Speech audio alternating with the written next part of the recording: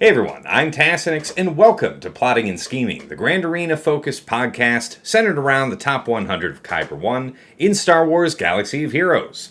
I am joined by my regular co-hosts, Dagger, TJ, Sasha Aisha, and Fatal. Gentlemen, thank you for your patience and, getting us set up to all be on video once again. It's going to be fun doing this for the preview episodes. But, it's a new 5 vs. 5 season on the horizon. Dagger, how are you doing this evening? I'm going to struggle bust through this, and I'm going to pass the fuck out. Context is key. We are recording on St. Patrick's Day, and Dagger decided to celebrate. So, Well, it's also late. It's also not just on St. Patrick's Day, it's also late. Well, yeah, I took a nap so I wouldn't literally pass out during the recording. So I've got, I'm not defending anything here. Yeah. Very fair. TJ, how you doing this evening? I'm mad at Tassin actually took so long, I have to go raid. So if I'm looking down, it's not for questions, I actually have to do raid and game stuff. It's ridiculous. Very fair. Very fair. Sasha Aisha, sir, how you doing this evening? Doing well, Tats. Yeah, doing well. Okay, and of course, Fatal, how is it going? How many of you know the season? Yeah, the 3 vs. 3. I only caught the first few minutes of your last 3 vs. 3 round, but I know things went south more or less quickly. So you're just looking forward to 5s then? The 5v5 meta that we left was in a pretty decent shape, as I recall. So we're in this weird transition where 5s is kind of the best that it's been in a while, and 3s is kind of the worst for me that it's been in a while. Where I'm like, Interesting. Like. Interesting. Okay. Well, I think Ezra's been very toxic to 3v3. I don't really mind Ezra at all. It's just that teams like Tuskens aren't really what they used to be. Yeah. I guess that's I never agree with Fatal some more as well. And his summation of the season, if you listen to the end of his thing, I'm like, yeah, I was sad. I was going in hyped, and then we went and did it, and then I was leaving it like, oh man, I was not a fan of the season. Mm-hmm. Week 1 was very chaotic and fun, but then the moment that people understood what went where when, it was like, there is no stone left to unturned at this point for me. It's just like, I guess I might just die. Yeah, this week 1 was probably one of the most fun weeks of GAC. You can make whatever arguments you want about me just getting back to Kyber 1, but I've been in Kyber 1 previously, and maybe a couple of years. This last week was probably one of the most fun GAC weeks I've had in like a couple of years. It was really good. It's because we didn't know what was going to happen, and so it was like a kid in a candy store of chaos, right? And so we were all there, and it was all exciting because like new datacrons and all of these things, and you come in and it's in your face exactly what it's going to be, and then here we are, like we threw some. Oh man, that's what it was ended up being. It was very let downish for what it should have been.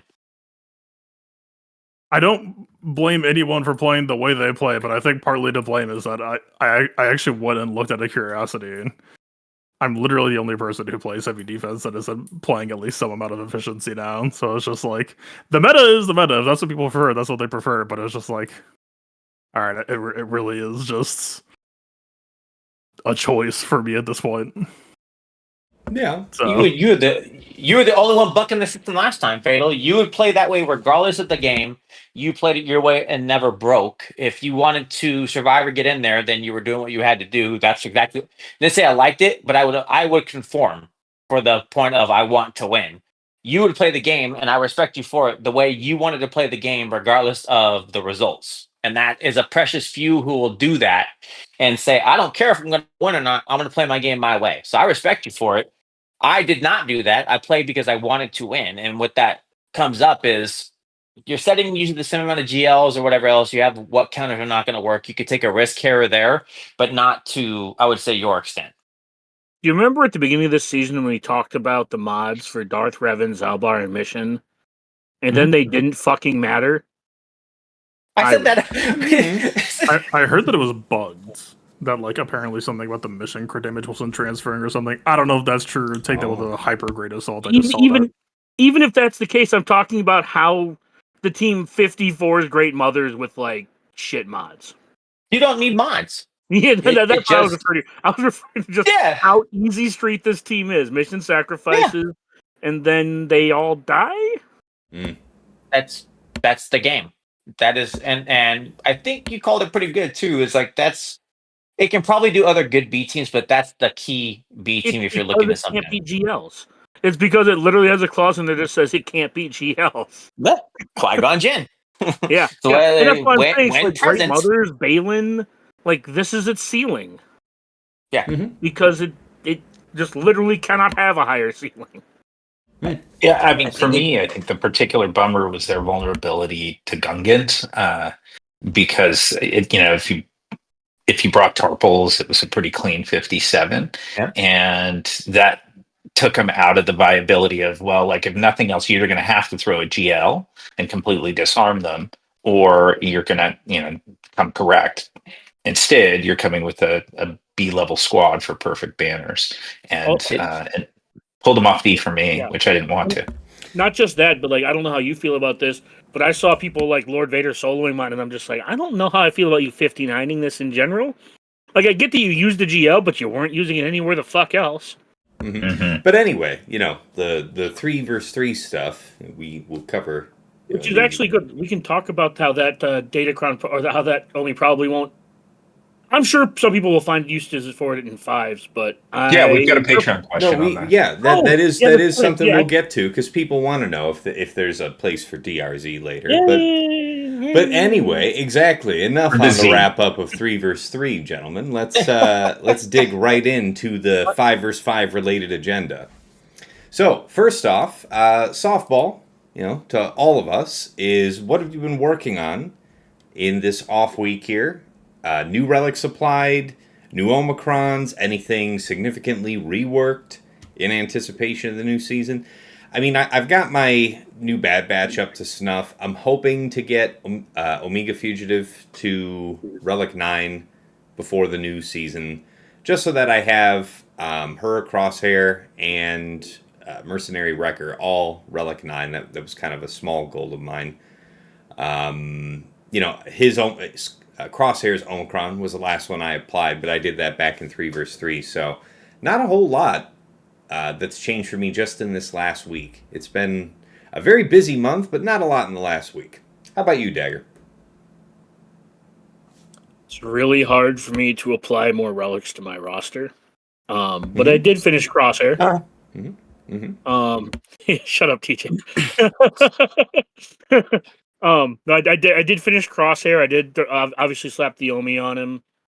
Yeah, I actually am going to have Marin modded for Jabba, although that's probably DOA this season. Because I finally worked on Tenacity mod so that I can like hit all of the metrics I want to hit as opposed to all the metrics that I have to hit for TW. It's an interesting question. What do you think about that, guys? You think Marin is probably not something that's going to work against what, like the Embocron Hut Cartel? The Super Saiyan Jabba team? Yeah. Do not know if you're catching Super Saiyan Jabba team. Cad scares the shit I'm out of also me. going Just how fast that to contract will go off. just seeing where it's doing with. I'm going to go 50-50 because getting to play with Cad is a ton of fun. So I just saying, seeing what it was, and I know Dagger talked about it, and then knowing what power Embo can pack, not even in TW, I don't know, man. I'd lean on the OG Night Sister Guru guy and Fatal and his thoughts on it. I know you relicked up, right? So I know the team's going to have it there. And they should still be squishy because there's not a lot there for them to hide behind. So at least the truth is out. But I don't know. That team with 5 of them on there and the ability to move fast, that is some scary shenanigans. Yeah, instant contract is what scares me the most. I mean, not instant, but just really, really fast contract scares me. But yeah, Fatal will probably have way more to say on that than I would. The stuff that concerns me isn't necessarily on the what I think a lot of people would consider to be the good Hut Cartel Datacron. I don't know, like I don't think Night Sisters are boxed out. I think bad Night Sisters are gonna have a real fucking rough time And I suspect that, like, if you're an invested Night Sister player, if you've got, like, a high relic Marin, if you're willing to, like, do the legwork on looking at your mods, looking at your datacron, like, for all I know, maybe it's like, yeah, we're having conversations about, like, a defense modded Marin with, like, a tenacity cron just to try to, we don't have defense and datacrons this season, but you can make it up via other ways. Like, that's stuff that has always kind of sat on the fridges that I never really bothered to look at, but, like, I mean, if the tide is rising on one side, like, and you want to keep on using a counter, sometimes you just gotta, apply some elbow grease. Shift along with it. Yeah. So funny, man. I don't think it's like fucked. Like, you would want to make damn sure that, like, if we're talking about liability here, your Marin needs to be correct on tenacity, because, like, I assume that everyone's going to be using the long text one that has, like, the heal block for debts. Right. And your first hope is don't let Bausch land debts on you or your Marin. And then you obviously can't negotiate for the Jabba locked one, but your hope at that point is that you have a person or two dead, you can just cycle some turns, get that shit off of yourself, and then you're just kind of home free. So let me ask you, Fatal. I believe you were still 3-manning it, weren't you? Even at the end when we had the start of the crime, were you still into 3 or 4-man? The reason I'm asking is that would you expand out your arsenal to say try to give the additional target because your goal is don't put the detonators on Marin? That's why I'm asking. Yeah, it's not a bad call or a bad idea. I mean, I haven't used DACA in forever, but it might be time to go back to that too. I don't like. Fuck, man. My Marin was so high investment so early on that I was never really that DACA dependent, but I kept on hearing horror stories of, like, I DACA revive my Marin, and then her Omicron stopped working. But then, like, I would hear other reports of, like, well, but if she dies the second time and then your DACA brings her back again, then it starts working. And I'm like, what the fuck is going on over there? I don't know. So, like, but all that is to say, right? Like, if you're looking for safety blankets, I'm sure that, like, yeah, probably bring DACA with. DACA's not that hard to do anyway, as long as you're not, like, shooting yourself in the foot of, like, yeah, my DACA just has a bunch of armor on, and right, her stacking health tends to solve that problem if you end up in that position for her killing herself. That, I mean, any health stacker with her or Asajj can do that just fine. I don't know. For all I know, it might be a bumpy ride on the first week, but I do think that by the end of the season, I imagine that it will be a comfortable matchup for me. But I think... just one closing point. I do think that, like, 3 of the different HUD Cartel level 6s are trying to counteract Nisus in different ways. So I think your sole responsibility as the Nicer player is, I'm sorry, but this is one of those seasons, you're going to have to look at the data crop before you go in. You're going to have to see, like, okay, fuck, this dude's running tenacity stack, so I might be, like, thinking more about, like, a potency level 3 or some shit like that instead. You're gonna have to look at where they're guarding and shift your attack to counteract. Okay, that's a really smart call. Take special notes of that one. But thankfully, with Night Sister still being an option, we are graced with DTMG. Meaning what? I'm pretty sure he'll be able to take down most Jabbas as well. Oh, okay. I really wasn't thinking about that. Just, set 19, last hurrah of the Imperial Trooper, or are you doing something else? So my thought would be the 25% TM with the double damage when max health. Yeah, okay, the set 19 Trooper one. Yeah, okay. That was one of the things you asked about the working on. And to me, I think that's the other key thing for this season, especially. That locked in turn meter for that team on, especially the troopers, just your OG troopers, and then your Imperial Veers remnants. Going to be a monster this season too. Is there any reason to fear the Jabba shielding for TMR, and then, like, you somehow just can't kill him? Yeah, but I feel like that falls into the same category as some of the Night Sister checks as well. Is to make sure that you have some amount of damage on your cron. Mm-hmm. Fair enough. Again, I can't. I'm going blind off of, like, Arena/TW, obviously. So I suspect it will be viable. I don't know how viable. I wouldn't be surprised if it ends up ending up being around, like, 75%, 80%. I don't think it's going to be just haha, I win. No. What about after? No, I think. Sorry. No. No, I don't think Afra's going to be good this season in 5. Okay, Too many because level I 9s love just using running her, it. but I mean, yeah. Yeah.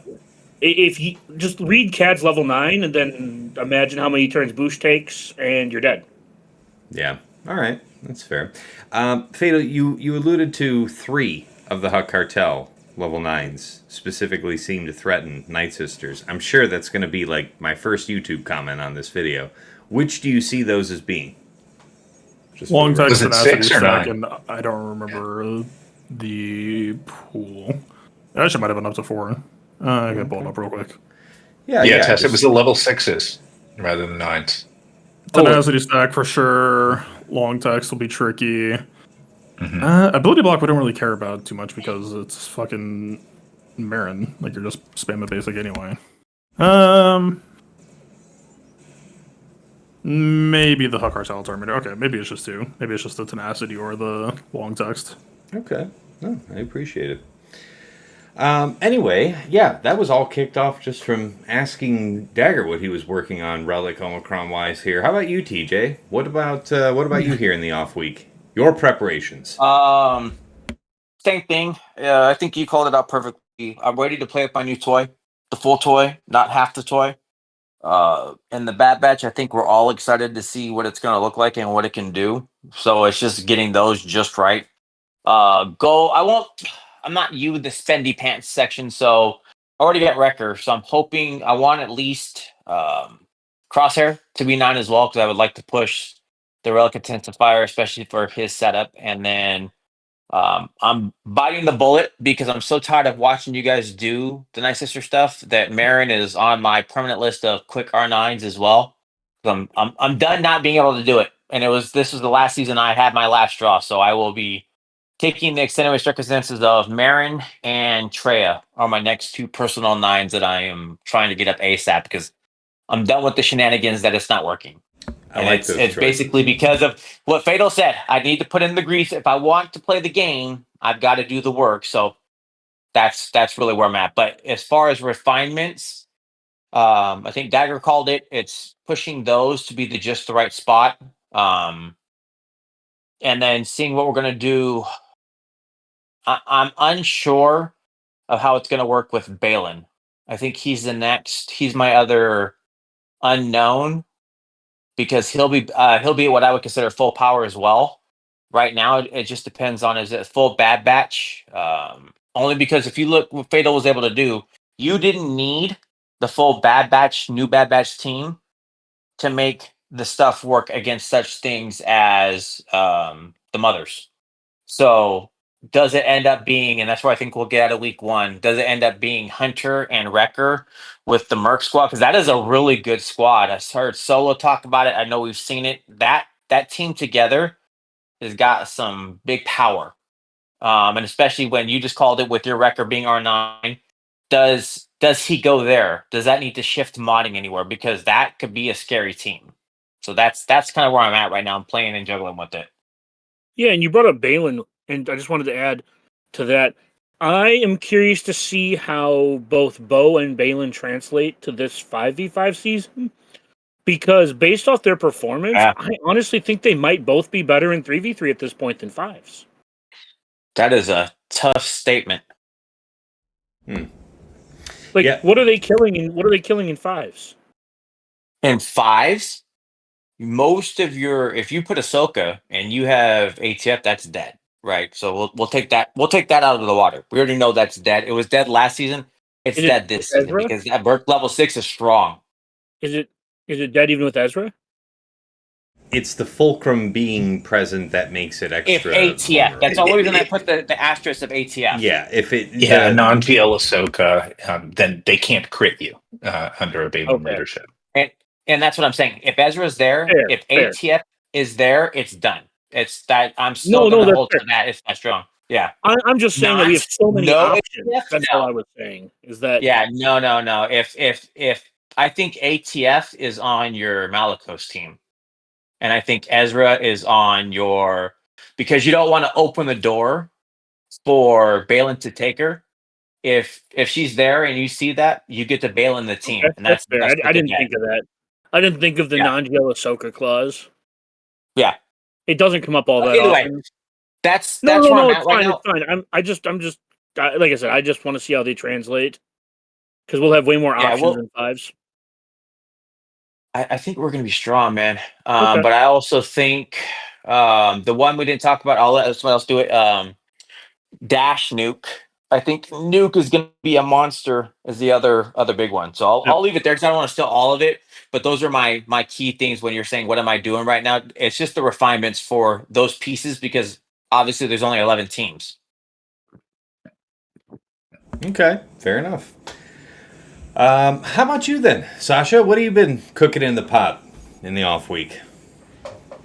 So nothing underway yet, but what I'm really probably going to spend the most time honing are datacrons. Got Conquest back, and when we went through the first Conquest for this datacron set, I really spent a lot of time going wide rather than deep on them, and there are a few particular datacrons over matches, and just as I anticipate the next week, that I really expect to want. Yeah. Kind of to the last conversation, like a high tenacity hut cartel, probably long text 6, but just some more tenacity options, and I figure I've got a week to do that.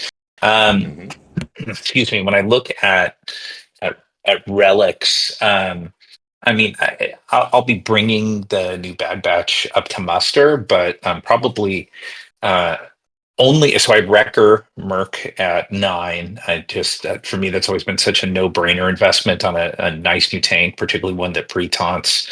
In this case, has like synergy across some pretty cool factions with the new Bad Batch team, but also Mercs in general.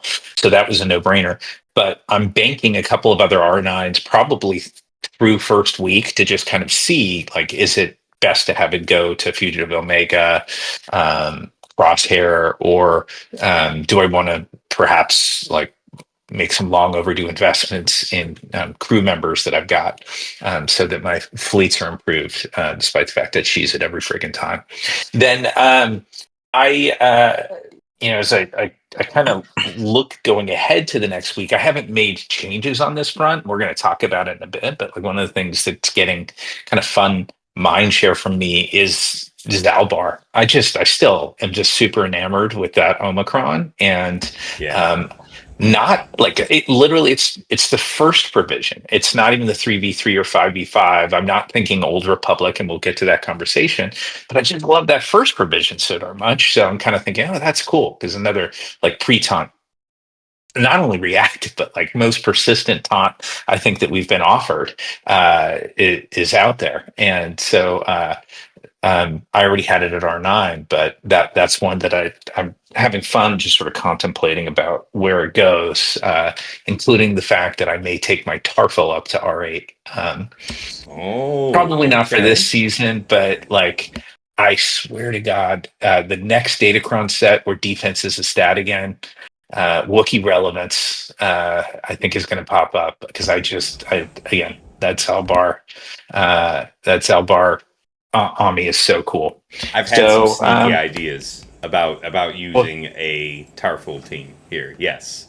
Yes. I yeah, have. totally. Yeah. I set one Just to in Sasha's 3. point, to remind those, Zalbar gains retribution and taunts for 1 turn at the start of battle, at the start of his turn, and whenever he loses retribution or taunt.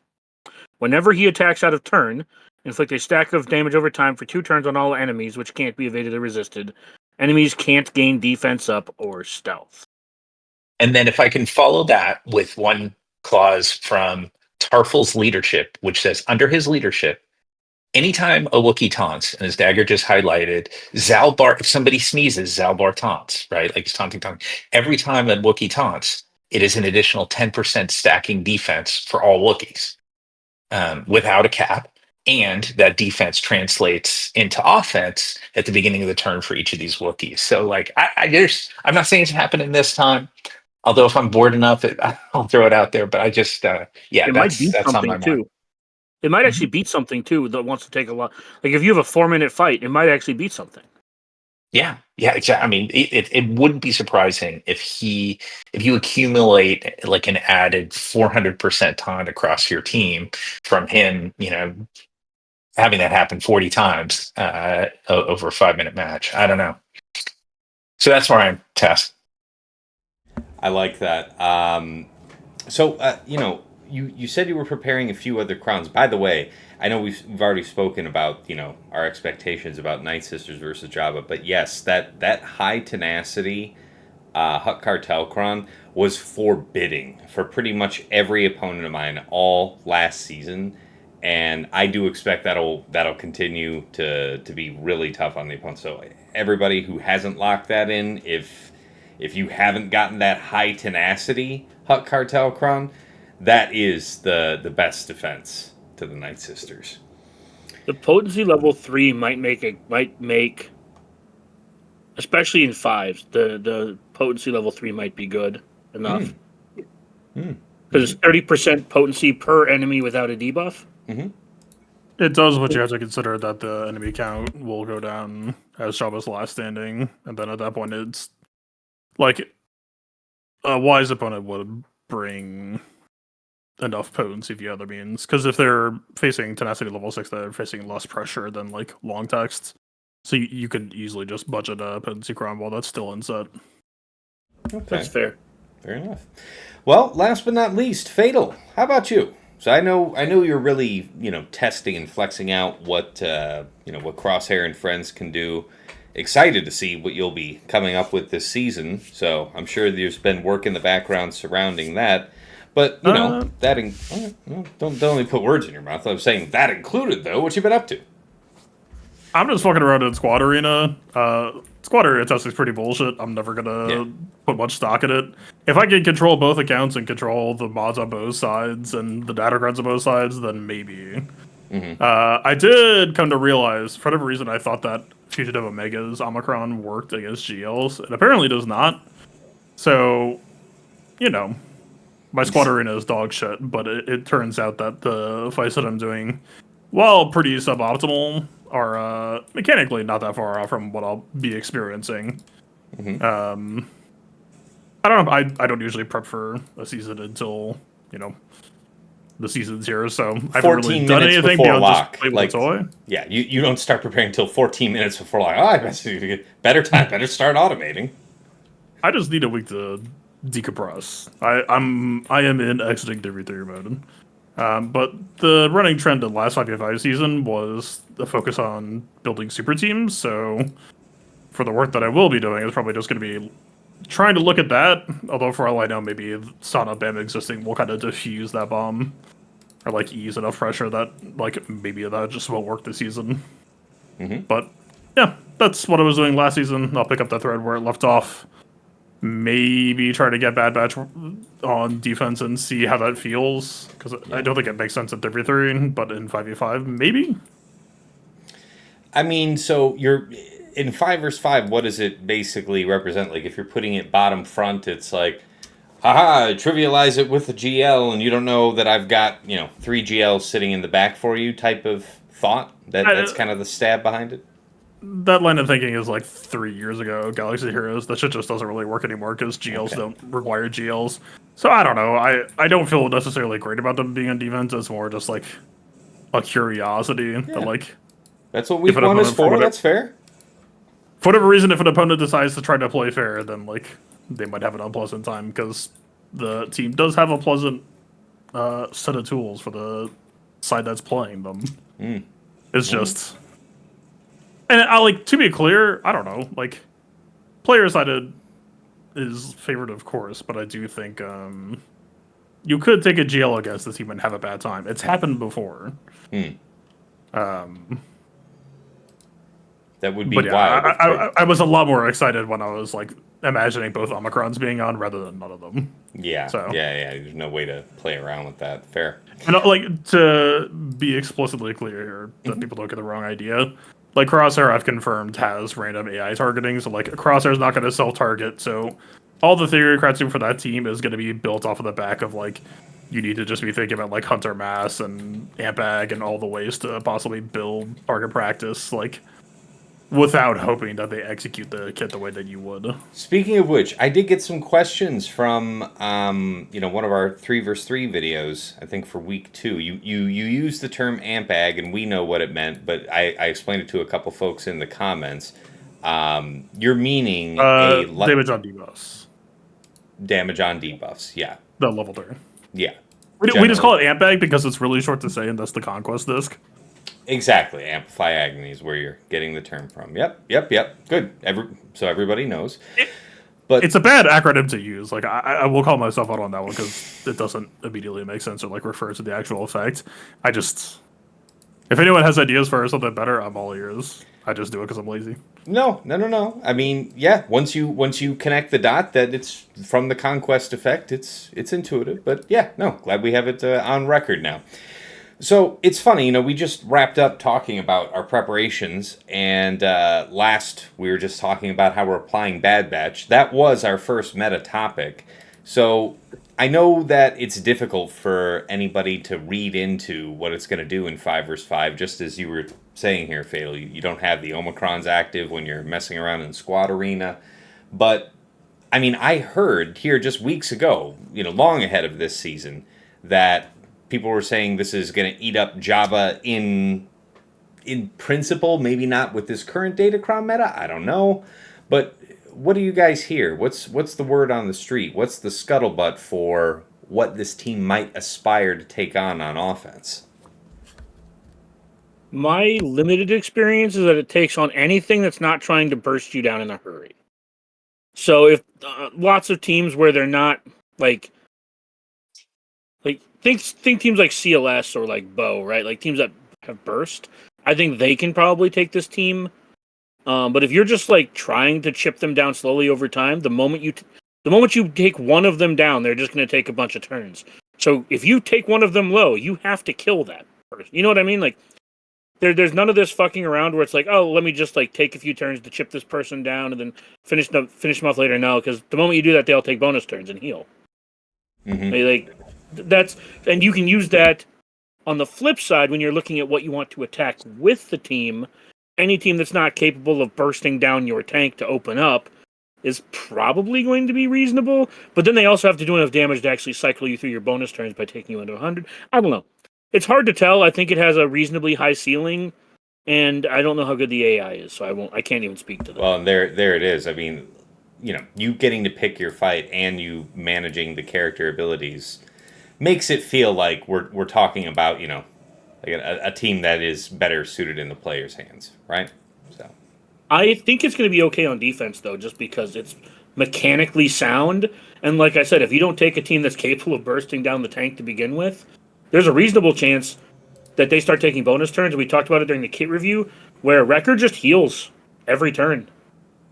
So even if the targeting is bad and like the order to free Crosshair is not optimal, they might end up just going so quickly, regardless, stacking up so much target practice, whatever, regardless, that it could all work out in the end. They'll punish you for not bringing in enough damage. Fair. And we're dealing with that full lock stealth mechanic now, that full team. Yeah.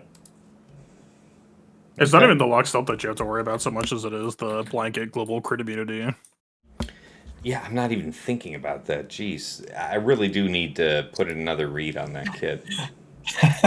There's a lot in there, man. That's the problem. It's all over the place everywhere. And there's something sprinkled for the team. When this, if that, then it applies to everything, and you have to take care of the whole team. Mm-hmm. Fair enough. And that's not even taking into account if you pull one piece out that you may miss this, but I don't care. Throw a Bad Batch Echo in just to play with the game some and spin it around, or you get to play with the team like Omicron or like Datacrons. You get to change something about what's going to happen or what the trajectory is doing. So it's, again, I'm going to go back to Sasha playing with the game and killing me with my Tuskens that didn't kill. So it's like you get to play a different game because not only are you taking in the Datacron you're going to take or this piece here, you get to pull one piece out, leave like your damage dealers. You have Super Wrecker, who's going to be very effective, and then play with a variation. So it's going to be like a real big utility night to see what they do with it. Fair. Okay. As far as defense goes, so, Fatal, I was saying, so what, like bottom front to draw a GL and have GLs in the back, and you're like, that's passe. That's not really how it's done these days in fives. So what does that mean? Now we're not talking generically, talking about week one here, right? While it's still fresh on the scene. So, if somebody were to ask, well, where would you think to set it on defense if you were so inclined? Just as a back wall, then, as maybe you're setting a more honest defense up front, your power teams up front, which is more your style, I would say. And then it's just back there in the back, like, do your worst. Your defensive angle is post at bottom front and hope that they play a fair video game, which most people don't know what it is. So, Okay, you're playing the odds. Maybe they do something that they shouldn't, and then they'll be like, "Well, I should have done the thing that I should have done," and then they'll do it, and they'll die with 2 battles instead of 1. Okay. Yeah. Any other thoughts you guys wanted to share on how you're thinking to use the new Amiga team? Don't want to cut you off. I have a question for Sasha regarding it because he's saying he's reserving some R9s. What are you specifically looking to see before deciding whether or not you would like to invest those R9s? Like, what would this team have to do? What ballpark are you looking for it to land in for you to make those decisions? Yeah, it's a good question. I think I'm really curious to see. I expect it mostly to be utilized on offense. I have not gone through it thoroughly enough to say, like, oh, I have a sense of exactly what I want to use it for. Tried it a couple times in Squad Arena, but that's it. But I plan to do more. But that first week, as much as anything, I just like to be prepared for like coming to a realization of some like real untapped potential for it. And generally, like the way I tend to look at it, Dagger, is like in those battles, more often than not for R9, because it doesn't move the needle a ton in terms of damage, is like, is there some pillar of that squad that I just want to make sure has higher survivability than I can get to with my modding and Datacron at R8. And so that's probably what I'll look for and just say, like, I just would like to make this thing like super extra robust. And that tends to be what I look for. So it's just a survival check for you then, for the most part. Generally, I mean, in the as is the case, I think a bit in some of their stuff, but sometimes kits will have like some sort of meaningful difference with an extra relic level. But like from a stat wise, yeah, typically it's just like some little bit of extra survivability. Okay, I was just kind of curious because you mentioned that you were going to reserve some R9s for week 2. Curious if you had a specific scenario in your mind of what you would be looking for. No, you know what, Dagger? It's more, I'd say, like what's probably more relevant and more helpful is I just like to have that stuff preserved generally, for at the end of week 1, like I'd like to have some resources because we tend to learn a lot in week 1, including like, what we want to invest in. No, that makes a lot of sense. I was mostly just curious because, this is one of those teams where it looks really good on paper, and then as Fatal mentioned, there's the anti-GL clause.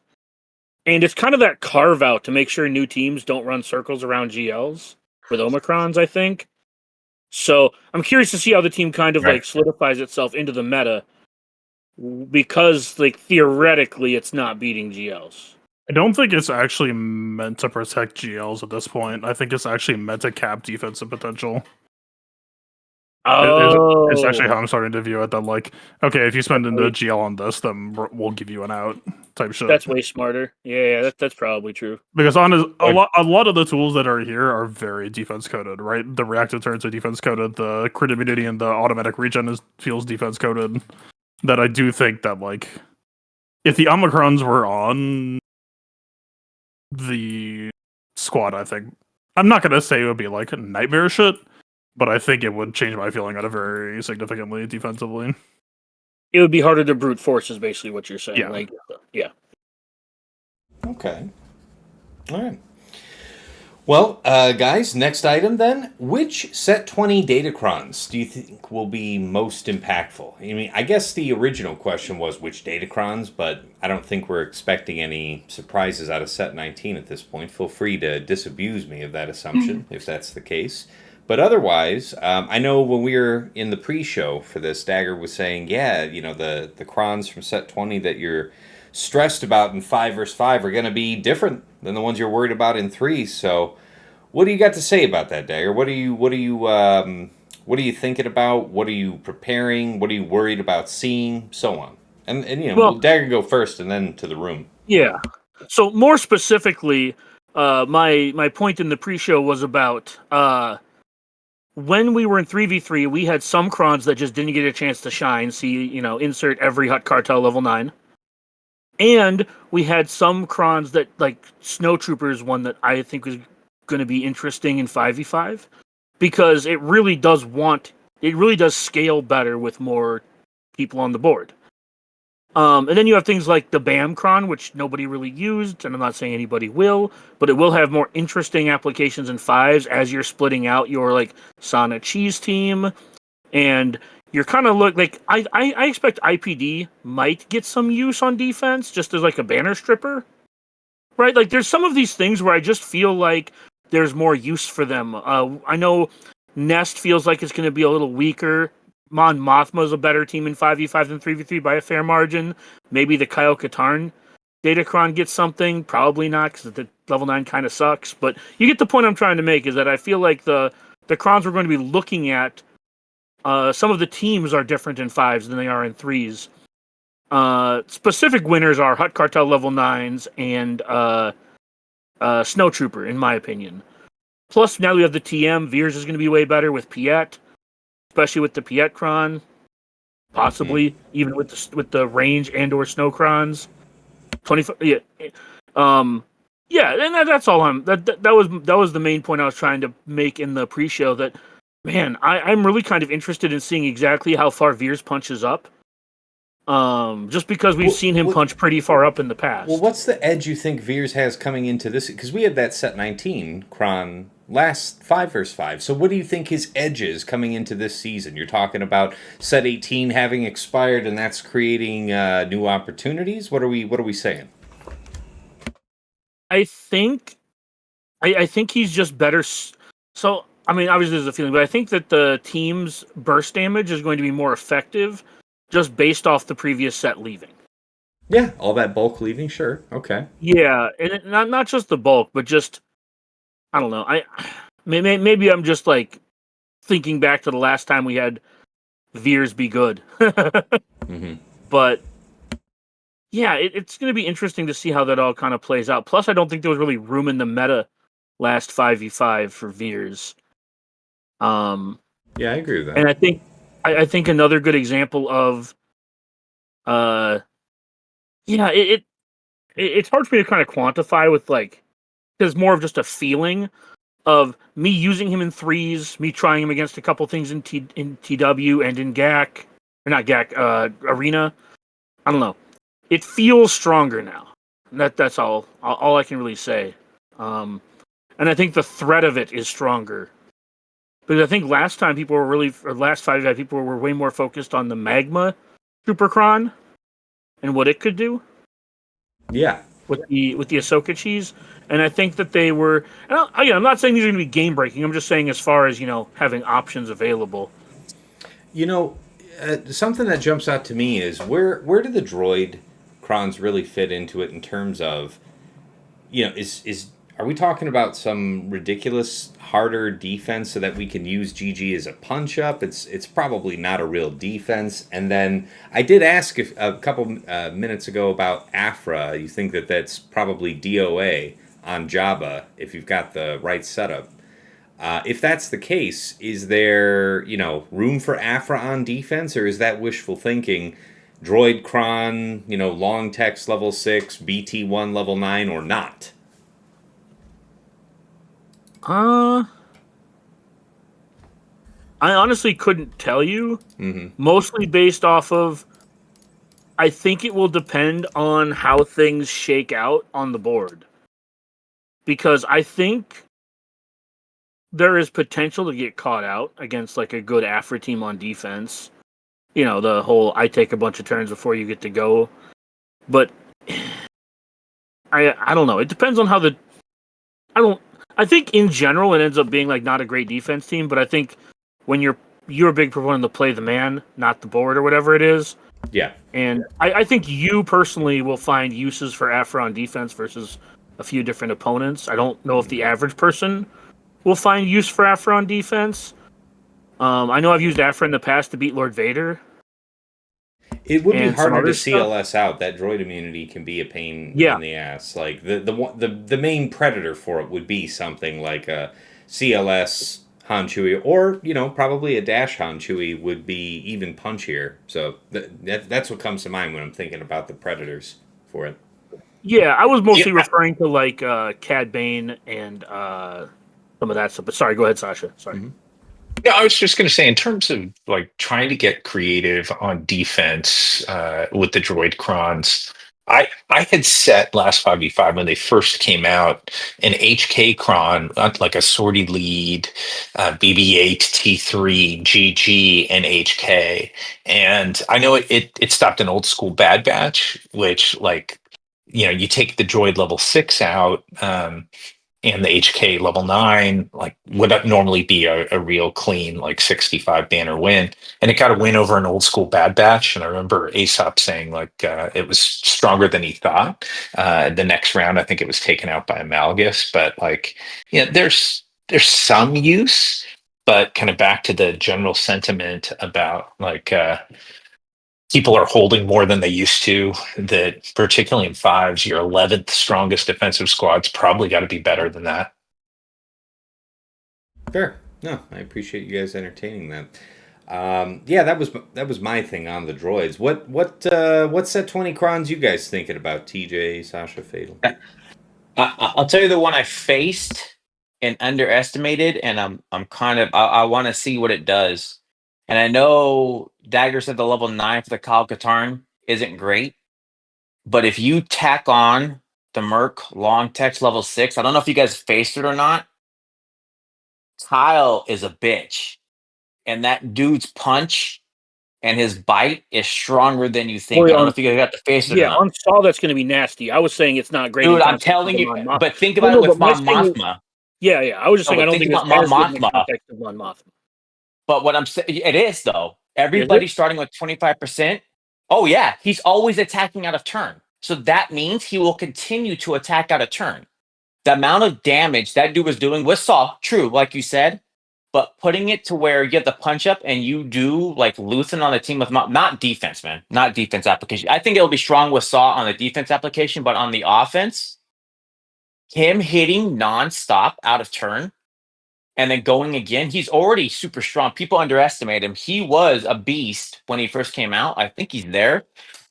I honestly feel like, and getting 25% to start, so that whole TM equalization is there, right? I get the bulk, you're honest, you're doing it, but him and the team getting to go out in front and just never stopping, like Leia, So- I assume Leia's dead. So Like Leia's just money in the bank. He is a strength attacker too. He is a strength attacker too. So the armor pen does scale really well with him because of that.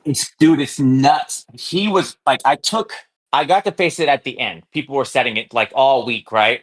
And I was taking Seer, and he was him. Fatal did great at explaining the team what you're bulking up a Luthen. They were shit.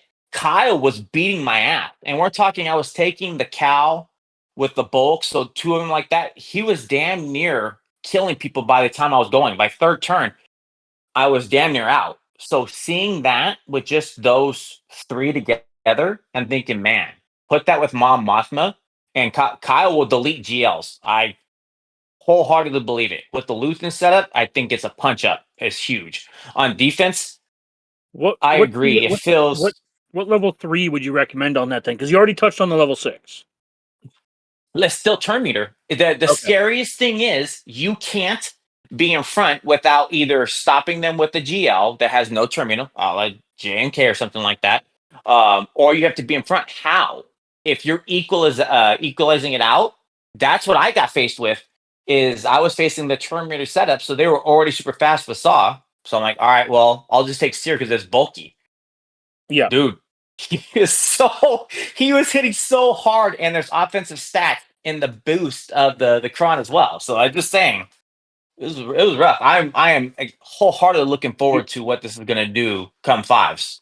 You don't hear the bottom of my the bottom of my desk getting thumped, but I am excited for Mon I know Mothma. you. What you're saying is That's true. why I said I I'm am telling you. excited for Mon Mothma just cold cocking like All GLs of us again. have high relic Kyle Katarns, and seeing Well, what some he of us did to have high me in relic threes. everything, but But you know what I'm saying though, right? But that's what I mean.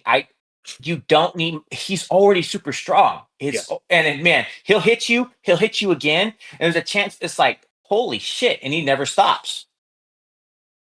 All Yeah, right. 'cause Yes. again, I'm looking at it and like, yeah, I can. I'm looking at the level 9, and I'm looking Dude. at Kyle right now. Yeah, I mean, I got cautiously optimistic, but yeah, don't be putting Leia on defense versus this.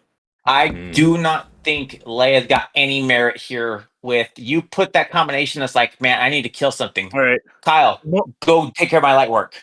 all right. Moment of truth. I'm going to ask Fatal this: with 25% TM and Crex, do you think Mon Mothma can take out Jabba?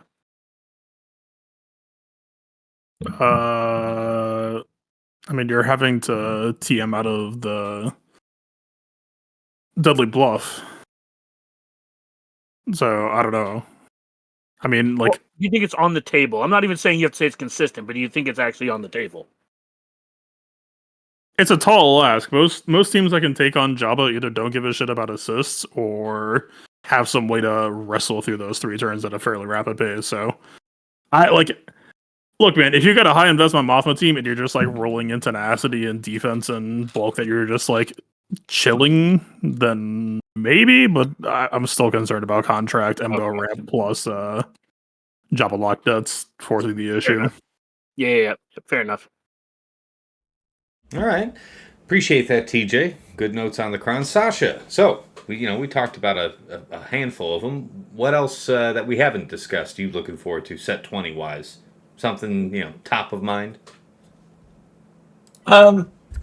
I guess if it were one small thing that it's like just more sort of a personal project because I like the mechanics of it, is on the smuggler side, I want to be able to use my young Han. I just have always liked that character, and I got it up. I think I took him to like Relic 8, and the smuggler Kron is his moment to shine. He needs help. He's got to have some other stuff that's helping to ramp him. But maybe what I end up doing is like saving on offense a dash lead squad with Sana, and Young Han doesn't have to do a ton of work, but I just like that character a ton. I like it a lot. The other thing I haven't done, I don't have the cron for it. Maybe I do have the cron. I don't have the relics on it. Is I like the concept of there's a little bit of a puzzle element to it or sequencing required, and that you get Captain Han up in relics, and I think mine's like our whatever the minimum was for maybe it was for the GL Leia, but if you had Captain Han and Vandor there, and you have the Sonicron, and you've got that huge survivability, revivability, because Captain Han gets his special reset every time somebody dies. So I could see throwing a lot of that stuff together for fun for a like seemingly indestructible ramping offensive team. So that's one that is right now just in theory, but the concept brings me joy. No, I like it. Appreciate that. All right, and Fatal, anything else you had set 20 wise? We picked your brain on a few of the ideas. So anything we've left on the table?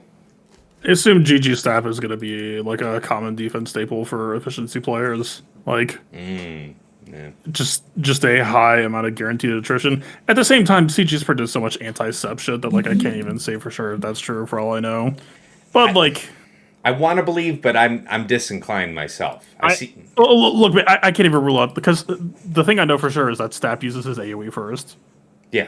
And so, yeah, like, all of a sudden you have the conversation of, like, yeah, you just run old bash plus shock tier or something, and it's like, well, fuck, I don't know. Like, but, like, yeah, I'm not even sold Gungans are good on defense right now either. And if that's I the was case, gonna say I don't feel like they're one of the 11 anymore. They they're kill your getting smuggler gory. shit. I was gonna say they proved their merit in 3 vs 3 as an offensive staple for the lifetime of this smuggler cron. Probably a good call. Yep.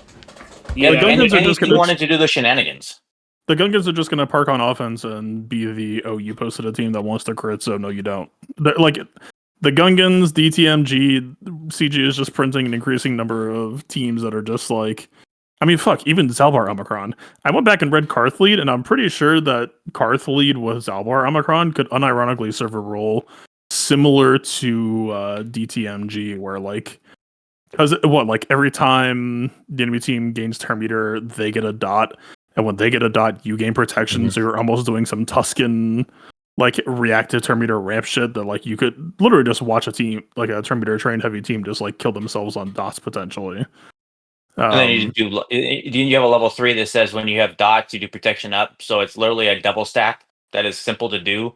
On lo and behold, like maybe, I don't know, a mercenary cron, and just stick that with the setup as I don't know. There's usually that mission character that likes to go with them. So funky little things like that. But even if it's not seen on defense, I do actually think that GG stab. I don't. This is better or worse than Attacker 6. GG. That was also pretty fucking good. This is at least in that ballpark. As a banner stripper, I feel like it's got to be worse, right? Because like that defense, I don't know.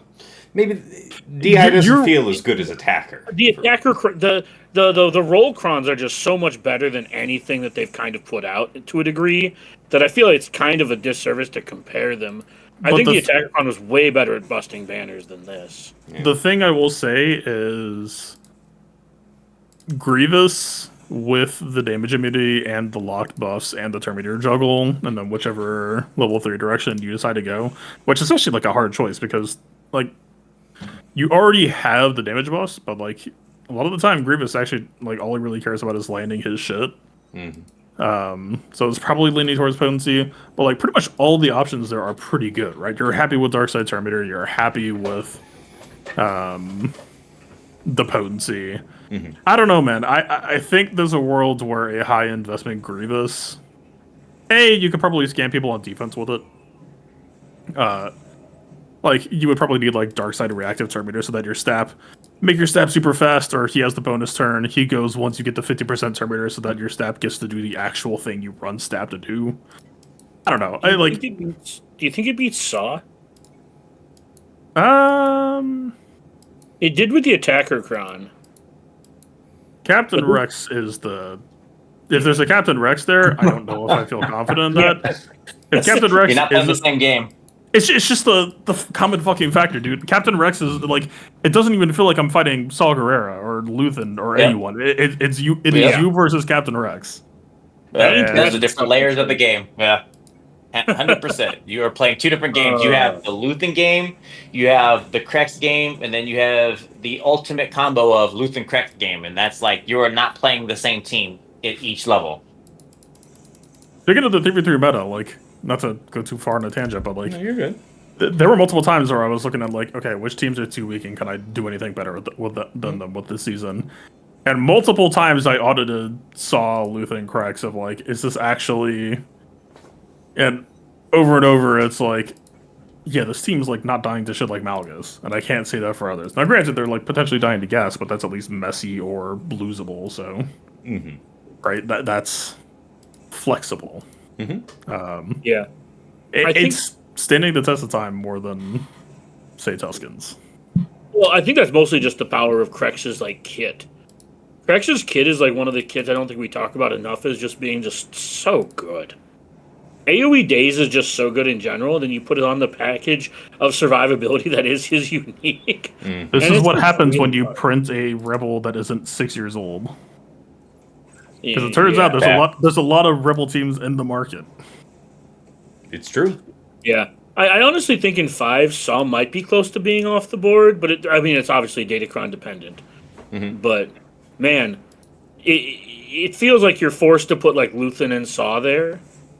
So in 3v3, it just makes a lot of sense. I don't know. It might be a team I experiment with not using on defense this season. especially since it beats like Queen Amidala and some of that stuff. Mm-hmm. Might be worth looking into other stuff with it. Or at least in 3v3 it did, so maybe it can extrapolate out to working in 5s. I should preface that by saying that. Okay, that's good. Well, it's kind of interesting because we've been talking about Set 20's, been talking about the Bad Batch team and how that's shaping our plans for week 1. It kind of follows right into our next topic here. So, how good really are Galactic Legends on defense? Talking again for 5 versus 5. We've been in a situation where it's been a one-shot meta. At least this last season had... There was this last 5 versus 5 season, I recall there being a couple of tougher matches, but in general, my plan was, and it seems like my opponent's plan was, set something with a one-shot in mind. So, what are we thinking going into this season? How much with, set 20, all of the smuggler madness going on, are we talking about some GLs just being trivialized, outclassed, some of the stalwarts being affected? How is your expectations of this first week shaping your plans for Galactic Legends on defense? That's just to define our terms. Are we considering Ezra Exile a Galactic Legend? I unto himself. Jokingly in that, like, how do you not, sir? How do you not? All jokes aside, let's stick with the people that have the unique. That's called Galactic Legends. Yeah, for the sake of this conversation. But my point is that I agree. I'm not arguing with that. I'm just saying. I know.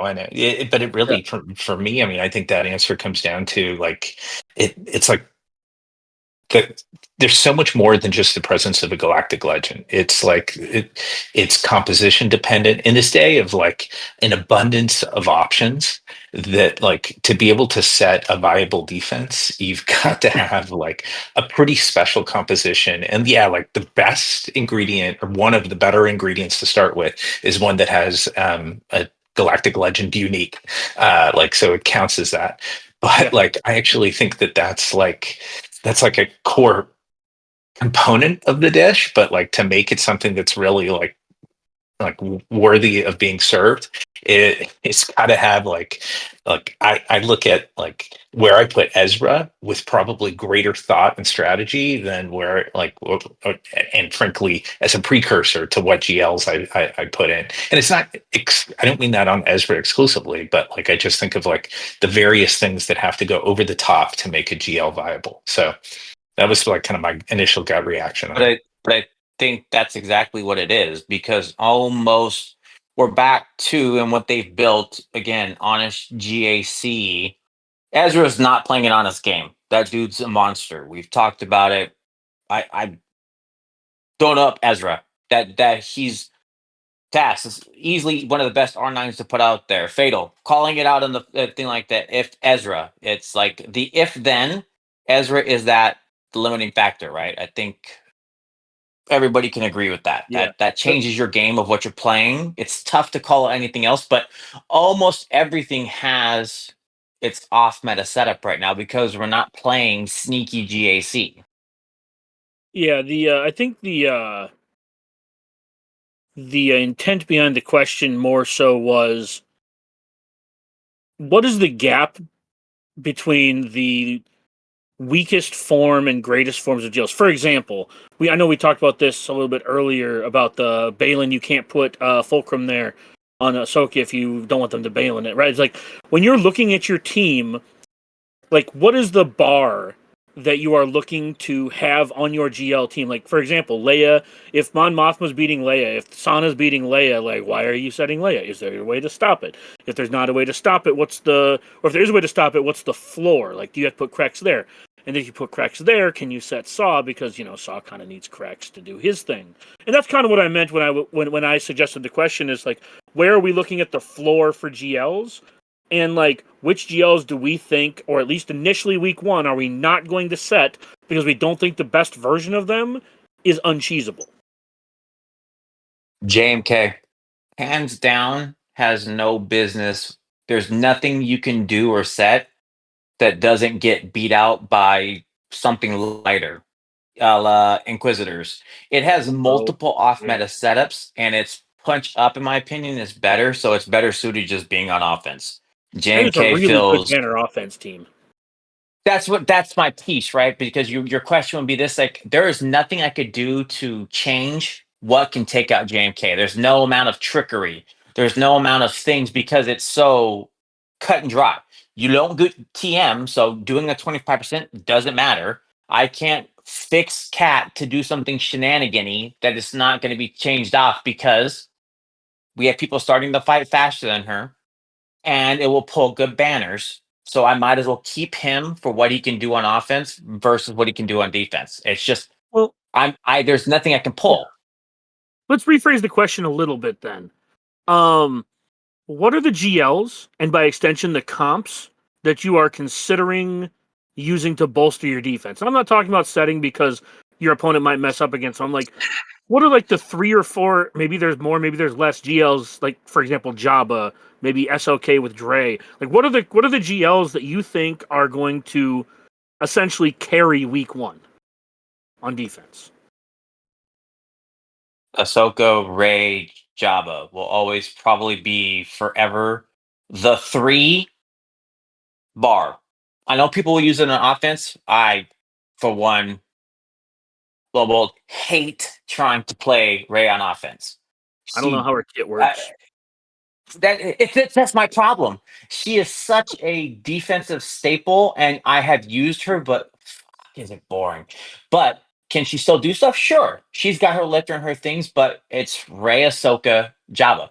But that's also there are crons to help lift and actually can lift the team. Then I think it goes to Well, okay, exactly what let's stick on Sasha Ray said. for a second. What are we Where's looking to Ezra? set on? Let's stick on Ray for a second. What are we looking to set? If we add Fulcrum, are we opening it up for Balin? Yes. Okay, so we can't set Fulcrum. That is the answer. Nope. All right, so if we don't set are you Fulcrum, putting Ezra? are we going to default to like Fatal's little L3 Watt thing? Like, what are we looking at for Ray this season? If it's no Fulcrum and maybe Ezra, maybe not Ezra. Like, what are we looking at? I think Ray Nest is something I'll likely be trying. Ray Nest put pressure on a few things, and it could be Smuggler. It could be Smuggler. Smuggler shenanigans could. Yeah, basically, my thought would be when I'm scouting my opponent, how did he do against the set 19s of last season, right? Well, and if he basically had the right read on it, then I would probably default to something set 20 just to see if that throws a wrench in the plan. So Tess, in the spirit of my question, where I remove your opponents struggling against a certain thing, like in a vacuum, right? Sorry, yeah, right. Like no. You're right, but that's why I wanted it to be like in a vacuum. Like I like Nest. Nest was good with the attacker cron against Malicos. Yeah, it's not what it was that time. So correct. Yeah, no, yeah, but it might be a deterrent. Maybe, yeah. This is the time to see what it's worth, right? Because my instinct is it's probably not that great, and so if it is going to be that great, is it going to be great because I'm throwing another smuggler in with Ray? Am I really leaning into smugglers alongside Ray Swallow? That's what I mean. You know, like L3 the dash nuke on Ray, where you bam goes into poop stance and then dash does his AOE. Sure. Like is that something we could consider? Like either with L3 or Ezra? Then are you doing? So let me ask you this: then you did it before. Are you doing a cat in there to try to even further intensify? Are we throwing Qui-Gon away to use Cam with JMK then? That's what I mean. That's what I'm asking because you're trying to give a floor, and the minute you say that, I think we've talked about it as like an oldie but a goodie. Cat on the team with the damage ramp, and you're doing the nuke, a bam nuke with a cat intensifier just to add it in because again, JMK. It's not a lot of room for what he's doing right now. It feels a bit heavy for week 1 for my taste. That feels like I'm really. I wouldn't call it a week 1. It's just me trying to theory craft the next step. Of where I like the idea, but that seems. What can you do? Yeah, I like the idea. That seems like it would be too sweet for me to want to give that away in week 1, though. Yeah, I was just thinking of ways to make Leia like Force Leia or Frustrate Starkiller and or Force Leia. So Force Leia is a good question. What about this though? To the point about haha, Galactic Legend, Exile Ezra. To that thought, set the Hera team, right? The Hera lead, the General Syndulla lead with Exile Ezra. Have Ahsoka. I don't know. You could have with Fulcrum and say, Balin me anyway, or don't. But then if you don't have Fulcrum and you don't have Exile Ezra, now you're talking about Magma Cheese again. So, yeah, I don't know. It is. You're either going to say, go ahead and you have two options when it comes to Ahsoka. You're either going to do it with Ezra because that's the proper team, or you're going to do it with Rey. That's it. There isn't a middle ground. What's that? Sorry, did you do something? I think because I clapped, it gave balloons to TJ. I saw that. It did give me birthday balloons because of my call out, but that's what I'm saying. You have 11 teams. You are not putting your Ezra there. So to the point of where Dagger's at, Ezra's floor is Ahsoka or Rey. That is what it's doing. We'll clap because I want the balloons. But I don't see where else it goes. And if you're not doing Ezra on Ahsoka, you are doing exactly what you said. I'm pulling your Balin on my Ahsoka with ATF because you're not cheesing me. Even with the fix, people were still cheesing. They cheesed me with Ezra there. So maybe it's even Ezra ATF, but I think that might be a waste. So yeah, no, that makes sense. I'm just trying to think of like what defenses are going to look like week one.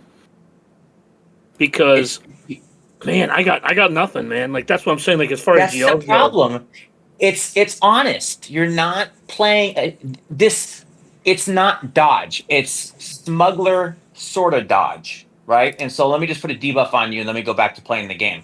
There isn't any trickery in your thing. You're either going first because you have more turn meter than me, so then I'll just stop your turn meter, a la JMK, or something else that gets the opponent's turn to start the fight. You're not playing any real shenanigans. And threes, it was there with Ezra because he intensifies the teams. But what other trickery, what other plotting and scheming, what other things were you doing where it wasn't like, aha, I've got you figured out. Cool, debuff fixed. It's the answers are quickly solved as we got in threes, and even with your refinements, if you're not putting whatever type of tenacity on Java, well, I don't want to mess with it. I'm just gonna go JMK it. Yeah. So that's fixed. It's good that you brought that up. It's tough. What are we starting with week one for the Datacron? I'm probably gonna start with CAD just for the fast contract, but I think Embo might be slightly better. I'm going to go CAD or Embo, but it's still HUT and it's still turn meter. I'm going to completely agree on the setup because playing it and seeing it, either one is fine. But to test this point, whichever one has the most tenacity, it feels like a solved question. Yeah. What about the rest of you? I don't have an R9 Gam Guard. I think it's like R7. But I think it was a TAS fight from last season. You faced an R7 Gam Guard, was it TAS? Yeah. And it was like with the Gam Guard, if I had an R9 Gam Guard, and that is not my next R9, but if I had one, and it had like sufficient tenacity that you could keep the Night Sisters off of it, that one was really pretty intriguing. Like it's just, man, it's a lot of beef to get through. And so that one was kind of cool. What's that? Double tank, you mean? Yeah. Like it was just it took a while, which both allowed for the contract to be reached, and you get to an ultimate with Jabba, and that's no fun. Like assuming you're bringing like, if it's not Night Sisters, maybe it's an SLK or something like that. So that was one. I really liked the Cad Bane idea, and I jacked my Cad Bane was R8 as a pilot, and had him there, but put some decent offensive mods on, and tried to do whatever I could to make him hit hard. It still doesn't hit super hard. And because I didn't have tenacity, it ended up being Night Sistered in the 5v5 season that I had that 5v5 1 week we had. Ace up use Night Sisters. But yeah, anyway, Gam Guard seemed intriguing. It's just not an option I've got, but it seemed pretty cool. Okay. Oh, I appreciate that. Well, no, go ahead. I want to go back. I think I was reading this, and I've been going through it. Sorry if I was trying to go through what Sasha said. Sasha saw something out on his Tartful, and so I started reading piece by piece each of the setups. I don't know if anybody's truly gone and looked at the comparison of what you're doing. I would go back and read I know there's the Patreon question coming up, and I don't want to take it away. I'm now on board, Sasha. We're samesies. I finally picked apart what it was doing. Just go read. I'm sure there's something there with doing the whole setup with Old Republic. I'm looking at Tarful and the fact that the team can do 25% to start the fight, and the fact that all your tanks that are on the team will taunt, and the fact that Zalbor's Omicron tied in with that will remove it and ramp the defense. And they do put in the clause about the non-GL. So don't get me wrong, it's there when he moves. Yeah. So taking that in comparison together I was not prepared for reading the piece of the piece, but putting that together. And if you go, and what's cool is if you put the team together, you can either go mercenary or smuggler. So you get to play with both shenanigans on the team. So there's something there. I don't want you to hit my people, so I'm going to make sure if they're not debuffed, they can't be hit. So there's a ticking time bomb on your Zalbar that was already there. Or I'm going to go the Merc side of things. And when they attack out of turn, which we do on the team. They'll do it again. And if Zalbar, he was already a monster. I don't know if we remember when it first came out. Zalbar was your moneymaker, right? That was what the team was built on. Think about him ramped up with defense that is ramped that high, stacked with the damage. And he takes that big bang. So I am now thoroughly excited at what we could do. So I'm at R7 right now, my Tarful, I think, and my Zalbar is already R9. So I am now on board reading what you were talking about. Because, one more Wookiee convert. There we go. Dude, because there are dozens of us.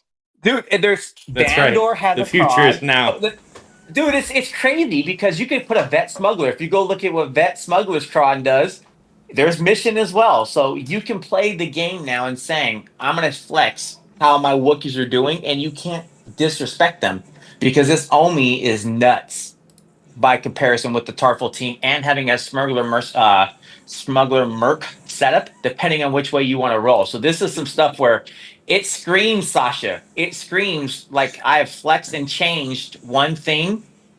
But that Zalbar, which Tash, your Zalbar was the stuff 11.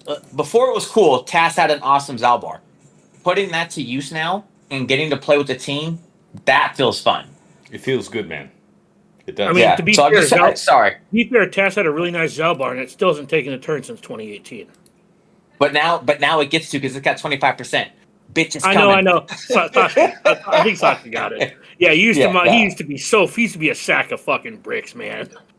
Dude, his modding was elegant though. Just to put it like this, Taz had Chef Kiss because I remember back in the day before it was cool. His mission was a stuff of legend. It was like 10K already or something. It's so long ago now when that was relevant, but I miss those days. So before we move off, thoughts about Galactic Legends. We went pretty round robin here. Fatal, did you have anything you wanted to throw in on that before we move on? Oh, your mic may or may not be muted at this time. My view of that is solely based on super team shit. Yeah. I mean, the state of Galaxy Heroes for the last 2 or 3 years has been that GLs don't draw shit, so everyone just has their GLs die to non-GLs, and then they GL non-GLs just to shut those challenges down. So, if you're not thinking about, how do I mesh multiple teams together to try to shut that dynamic down to some degree, you're gonna come up pretty disappointed unless your opponent makes a mistake. Yep. So yeah, like those three GLs we mentioned earlier on defense, I think would certainly be stalwarts for most of us. Ray, what was it? Java Java. and Slacker, is it?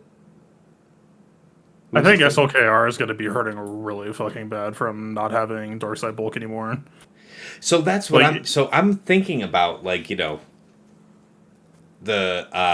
bulk stat on set 20, right? Not turn meter level 3, probably buffs, something of that kind. But yeah, if I'm of the mind to set it, that's I agree. With high Bulk, health, basically. yeah, Now, because we do learned that from you 3 versus 3, right? Slacker on defense without a set 18. The best of them in terms of holding were the thickest ones, not the hardest hitting ones. Sorry, you were gonna say something Yeah. there. I don't. Oh no, I was just gonna say I wonder like how good off counters are against it. Like there were some. Again, I'm not saying that these teams will beat it, but there were some teams like JKR with armor or Gungans that were kind of close, even with the bulk. The bulk with the high offense, right? The non Yeah. other ones, that's what made, in my Balin opinion, Kron. The Balin when you Kron, basically. right when you had the Bailing front on it with the good stuff, that was playing a different game. Without having that, I don't know if there's any amount of anything you're doing that's gonna make that to something where it's like, oh no, Week, SLKR with Dre's on defense. week one, I think it's okay to set, mostly Sure. because the cheesier teams are going to come out after week one. And I think that if you're going to set GLs, like a lot of GLs, I think week one and week three are the times to do it. Week one, because people are still trying to figure Right. out their Sonic configuration versus Leia, some stuff like that. There might be some people dropping here or there just based on not having things dialed in Sure. properly. And then week three, just the fuck it YOLO aspect of the here's 7 GLs, Yeah. have fun. Mm-hmm. I Right? think Like that feels good. I think that's where your value is going to be. So going into week one, I think if people don't have their Sana, like check people's Sana modding. Like you know what I mean? Like go look at people's shit. Go figure out if they have the Yeah. damn nuke set up. Like Yeah. again, we preach. I task specifically in TJ. Do your homework. Look at your opponent's shit. If they Yeah. haven't, maybe consider not setting it. But I know I'm going to be checking my opponents to see if I can set Leia or not. I'm going to check and see kind of what they do. So You know what? I do have one, if you're going to do SLKR, that I think might be underrated, but there might be some merit here. That 2%, the 2 buffs, and then you gaining 5% offense. Yeah. That was a monster before. It's here right now. Mm-hmm. I would not underestimate what that might do with the right setup. Your SLKR could easily hit some pretty solid numbers. I know even the Bust on Basic was still doing good stuff with SLKR on a majority of the things you were facing. But putting that, I honestly think because of the stats that are mixed in, that 2%, it doesn't need to go first because you don't want your Dre to go anyway. You want her to sit by and just sit there. And then once she takes her turn, well, things happen, but you can't kill anybody until she's moved. So I don't want 25%. I don't want things to go like that. I want my team to do stuff to you, and you're just waiting for her to go before you get to do what you want to do. yeah, I also think JMK week one is also fine to set on defense. Put it up front.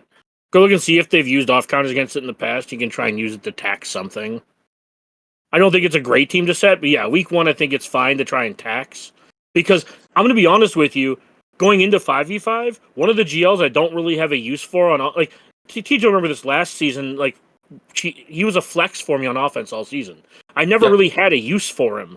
So in that That aspect, that's why I'm saying maybe look at placing him on defense because at least he'll take something that's probably stronger than the alternative that you're going to be setting. if you're doing it to pull. So I think that's exactly what you're doing. You are 100% trying to telegraph, like, because even then you can do exactly what Dagger said. Go do your homework because I know you're going to use such, so then I'm going to put something behind that you may not be able to get to because you've used the counter I still think and it's filling JMK a up front hole. is I still think JMK up front is relatively prohibitive. Not that it's a hard team to beat, but man, if you think your opponent's playing a game and they are, and you guess wrong, Maybe you steal some banners, manufacture a drop. Okay. I don't know. But yeah, going back to Fatal's response there, then so concentrates are definitely going to be the essence of Galactic Legends on defense. So Lord Vader Maul Malicos continues in some fashion. It was hideous with set 18. Less bulk here with set 20, but you could have bulk stats in there to be sure. And then the 15% turn meter getting refunded to you whenever you're doing a special is probably bad news. So there's meat on them bones. Yeah. I sometimes wish Lord Vader could gain turn meter. Oh, well, he's inevitable. That's the flip side. I know. He is our Are we, Thanos. are we Jin. referring back to the days of the Super LV again? So what was shown up and then is it back? Is that the idea? Well, Yeah, are I'm you just going saying, full like, if it's Ufu, going or to are do you doing, anything like- impressive, it'll be as a concentrate, right? Yeah, so if you set Lord Vader and you're saying you're going to set Malicos Maul, are you then just doing like Thrawn Royal Guard? Or are you going to do something with like Inquisitors like Ninth Sister just to like lean into the Ufus a little bit more with Malicos? I don't think I would do both Malicos and Inquisitors under Lord Vader. I might do one direction and then the other the next round, but probably not putting all three teams. Well, if you're doing one Oh. direction, you're going to be down a member. Are we was satisfied? pretty- Are you satisfied with yourself? Are you proud of that one? I was actually giving him the hashtag too soon. It was good though. Actually, It I'm was pretty good. proud of that one. The fact I was able was to good. deadpan that I'm actually Yeah. pretty proud of myself. But Dreadful. everybody knew. But then narrator, we knew. All right, All right. guys. Yeah, what do you got, Yep. TJ? Something's top of mind for you. The Maul Malicos seems interesting because there's still stats into the Ufu side of things. Yeah. I see what Dagger's talking about. It could be a ninth on the team, and it was at the glory of the Star Killer setup. I mean, that's clearly not here because of the always assisting mechanic, but you faced it quite a bit at the top, Tass, and Maul Malicos under LV is still a very rock solid team, and there are Ufu things here, and there is prot in some of the setups. That was So, by to far the be- most difficult defense for me to take and I would on agree last with it, season. right? You are paying the price. So as you were saying, as you're paying with blood for blood. You're setting such a just like I'm putting all of this together. Go fight me, and you have to respect what it's doing because it's not. You don't get to just do standard stuff to this. You get to respect the name of what it's doing. Very fair. Very fair. And the only reason I brought up Ninth Sister really quick was because I'm not saying you have to use other Inquisitors per se, but like I was just kind of bringing up Ninth Sister as a Royal Guard replacement because of the Ufu synergy. I think that is a very serious threat condition because if the idea is to, have Maul pop off just as soon as possible, you're hard pressed to beat a decently sped up Ninth Sister getting like the speed up. 320 speed Ninth Sister. Yeah. Ends up being like almost like 430, 440, something like that. Right, so you crush into spin into Ninth Sister into 5 pushes. It comes scary fast. I suffered it last season. So yes, there's merit to that because you're thinking Royal helps for a longer fight, but that isn't the threat condition that we're offering here with Lord Vader Maul Malicos. It's like doom up front and then it gets worse. Now, this is a question for Fatal specifically because he knows kits better than I do. What do you lose if you drop or if you add Fulcrum as a 5th there? To where? Like Lord Vader's, Malicos, Maul 9th? I believe like almost all of Lord Vader should shuts off. Oh, okay. Never mind then. I was just thinking that might be interesting, the bonus turns. Okay. But All right. Well, guys, that was our meta-analysis topic list. Thank you, guys. Great discussion there. To not completely butcher the camera situation, I'm going to go ahead and commandeer you, Dagger. Would you be so kind as to kick us off reading off Patron Questions? Oh, yeah, let me just pull that up. I appreciate it, yeah, so I don't ruin everybody's camera again. Yeah, we'll start off with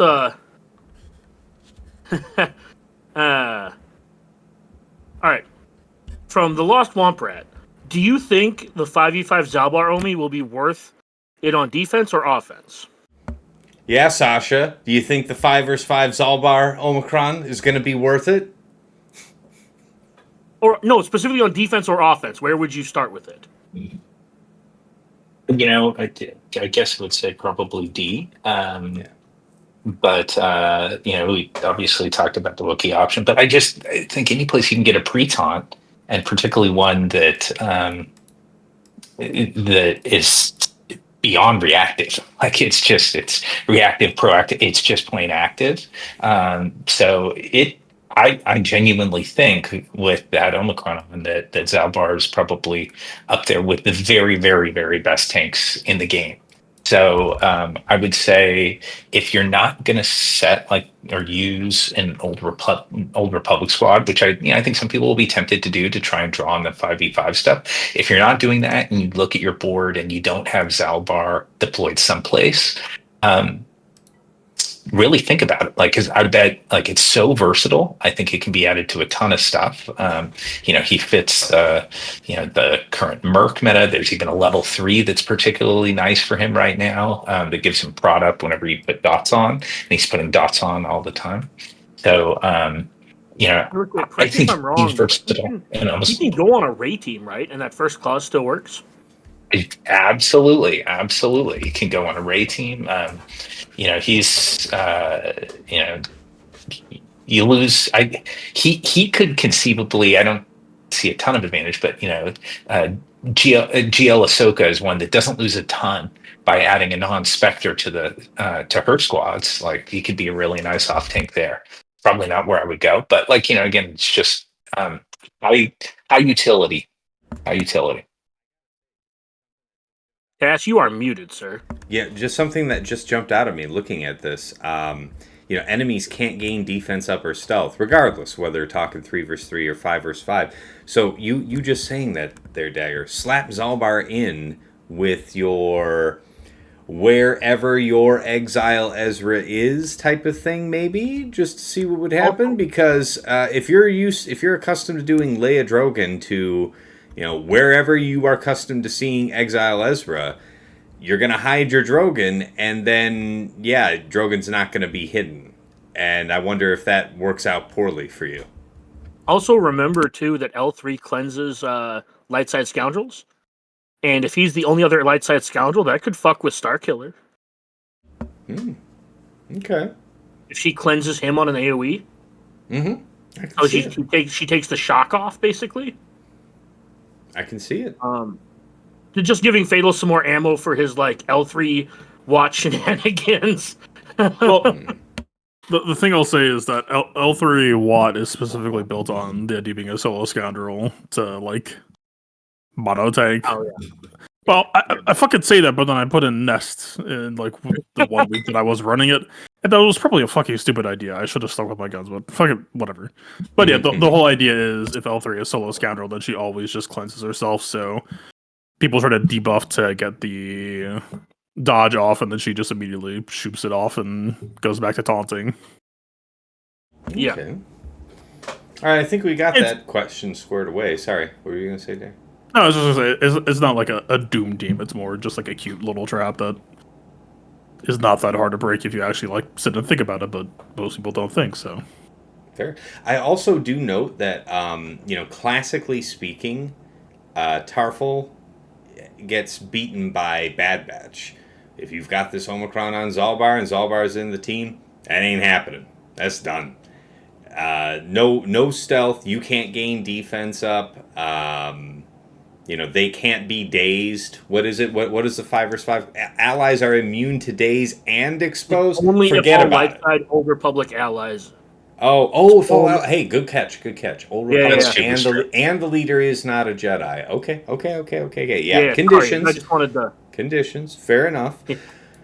Okay. It does make Jolie really dumb though. So Karth, Mission, Zalbar, Canderous, Jolie.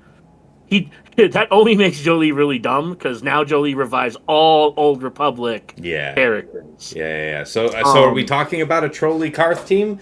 We've been shitting on Karth for years. Is his moment at hand? I invoke the Karth clause. Any Karth cope should just be immediately purged. It's not happening. It's never happening. It's such a bad leadership, man. They could print a Karth level 9 instant defeat every opposing enemy at the start of battle, and I would still be like, we'll see. not sure. Also, for what it's worth, Cass is an uncultured swine because he's never watched the movie. But basically, what Fatal's saying is stop trying to make fetch happen. Whoosh goes the reference, so yes. I mean, you guys haven't watched Mean Girls? Like, that's not on me. That's on y'all. Yeah, no. I It is on me. I'll live with that. I'll take those lumps. Yeah, eat shit. All right. Serve up the next question, Dagger. What do you think the Zalbar Omi with Old Republic will be able to challenge on offense? And what would the best comp be? I think the best comp is literally just Canderous, Jolie. Like, I don't really see a reason to add Juhani, personally, but... It has to be light side. If you're trying to do Zalbar and you want the Omi to stick, it's light side Old Republic. They've got it. And it can't be JKR lead if you're thinking it's like, they've got you. They got you. The only thing you can really push is Sortie. Your choices are Joe. It's like Jolie, Sortie. Yeah. And Juhani. Talking about T3, you can do T3 in there just to help with the debuff push, but it's still kind of good. But I don't think it actually adds to the team. I'm talking about things that actually add to the team.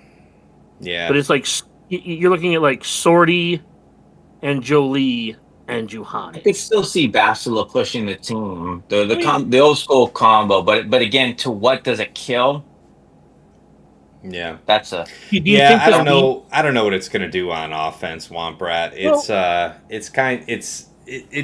It's too much of a reach. Like the cool value is trying to see what you can draw out of the opponent if you set it on defense. But I don't feel like it doesn't seem like it's got a real punch up potential. It feels like it's a desperate reach to try and apply it offensively. Be clear, for what we're talking about, we don't really see an option for it. Yeah. I'm sure. So, yeah, exactly. I'm sure that there are people that will find good uses for this team. Maybe. I'm sure it beats something like Gungans. Maybe. They have lots of assists and shit. Okay. They can do stuff. I don't know for sure that they will. I'm just giving like an example of a team that they might be able to beat. Nothing with Malik though. Also, don't set this shit. They might lose to Malik solo. Don't do that shit. What about the rest of you guys? Any thoughts about applying Zalbar offensively? It's just any disagreement with me feels like a dud, or nah. What I said a while ago. It's an anti-Terminator train team. You have the clause of whenever an enemy gains bonus Terminator, they get inflicted with dots that regens your team. It's just an extension of like Tuskens or DTMG. Okay. But all the restore in it applied. Like who are you thinking that you would actually go line up against with your presumably Karth lead or Sortie lead?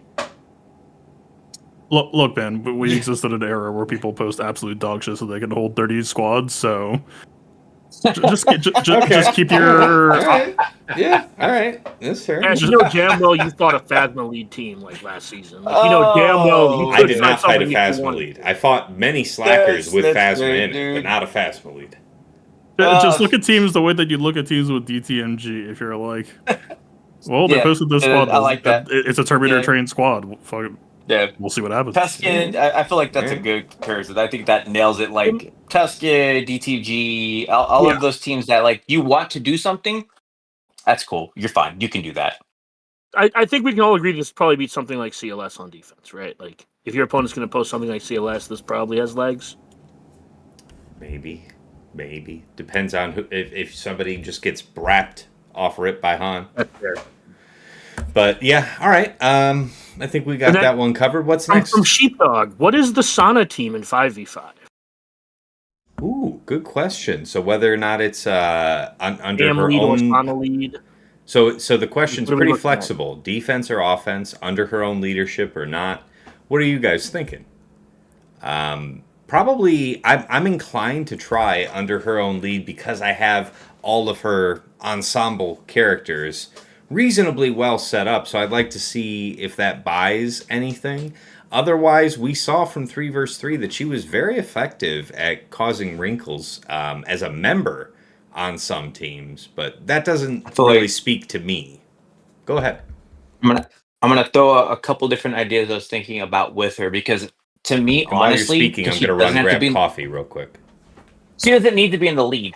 So I feel like she's one of the most versatile. I get there's Nest, but I honestly feel like Sana holds one of the best positions for what this Kron can do because the level 9 is so good. I think she's got so I'm gonna go back. I think she can go on Balin. And I know people are gonna say that's like, huh? But it's like, yes, she has weight there on the Balin team as well to mess with things, ramp the damage of an already super ramped team. Ray. So your question about what we could do, and I'm not calling it a week 1, but I think there's ways to try to throw a wrinkle in something. I think it could go to Ray.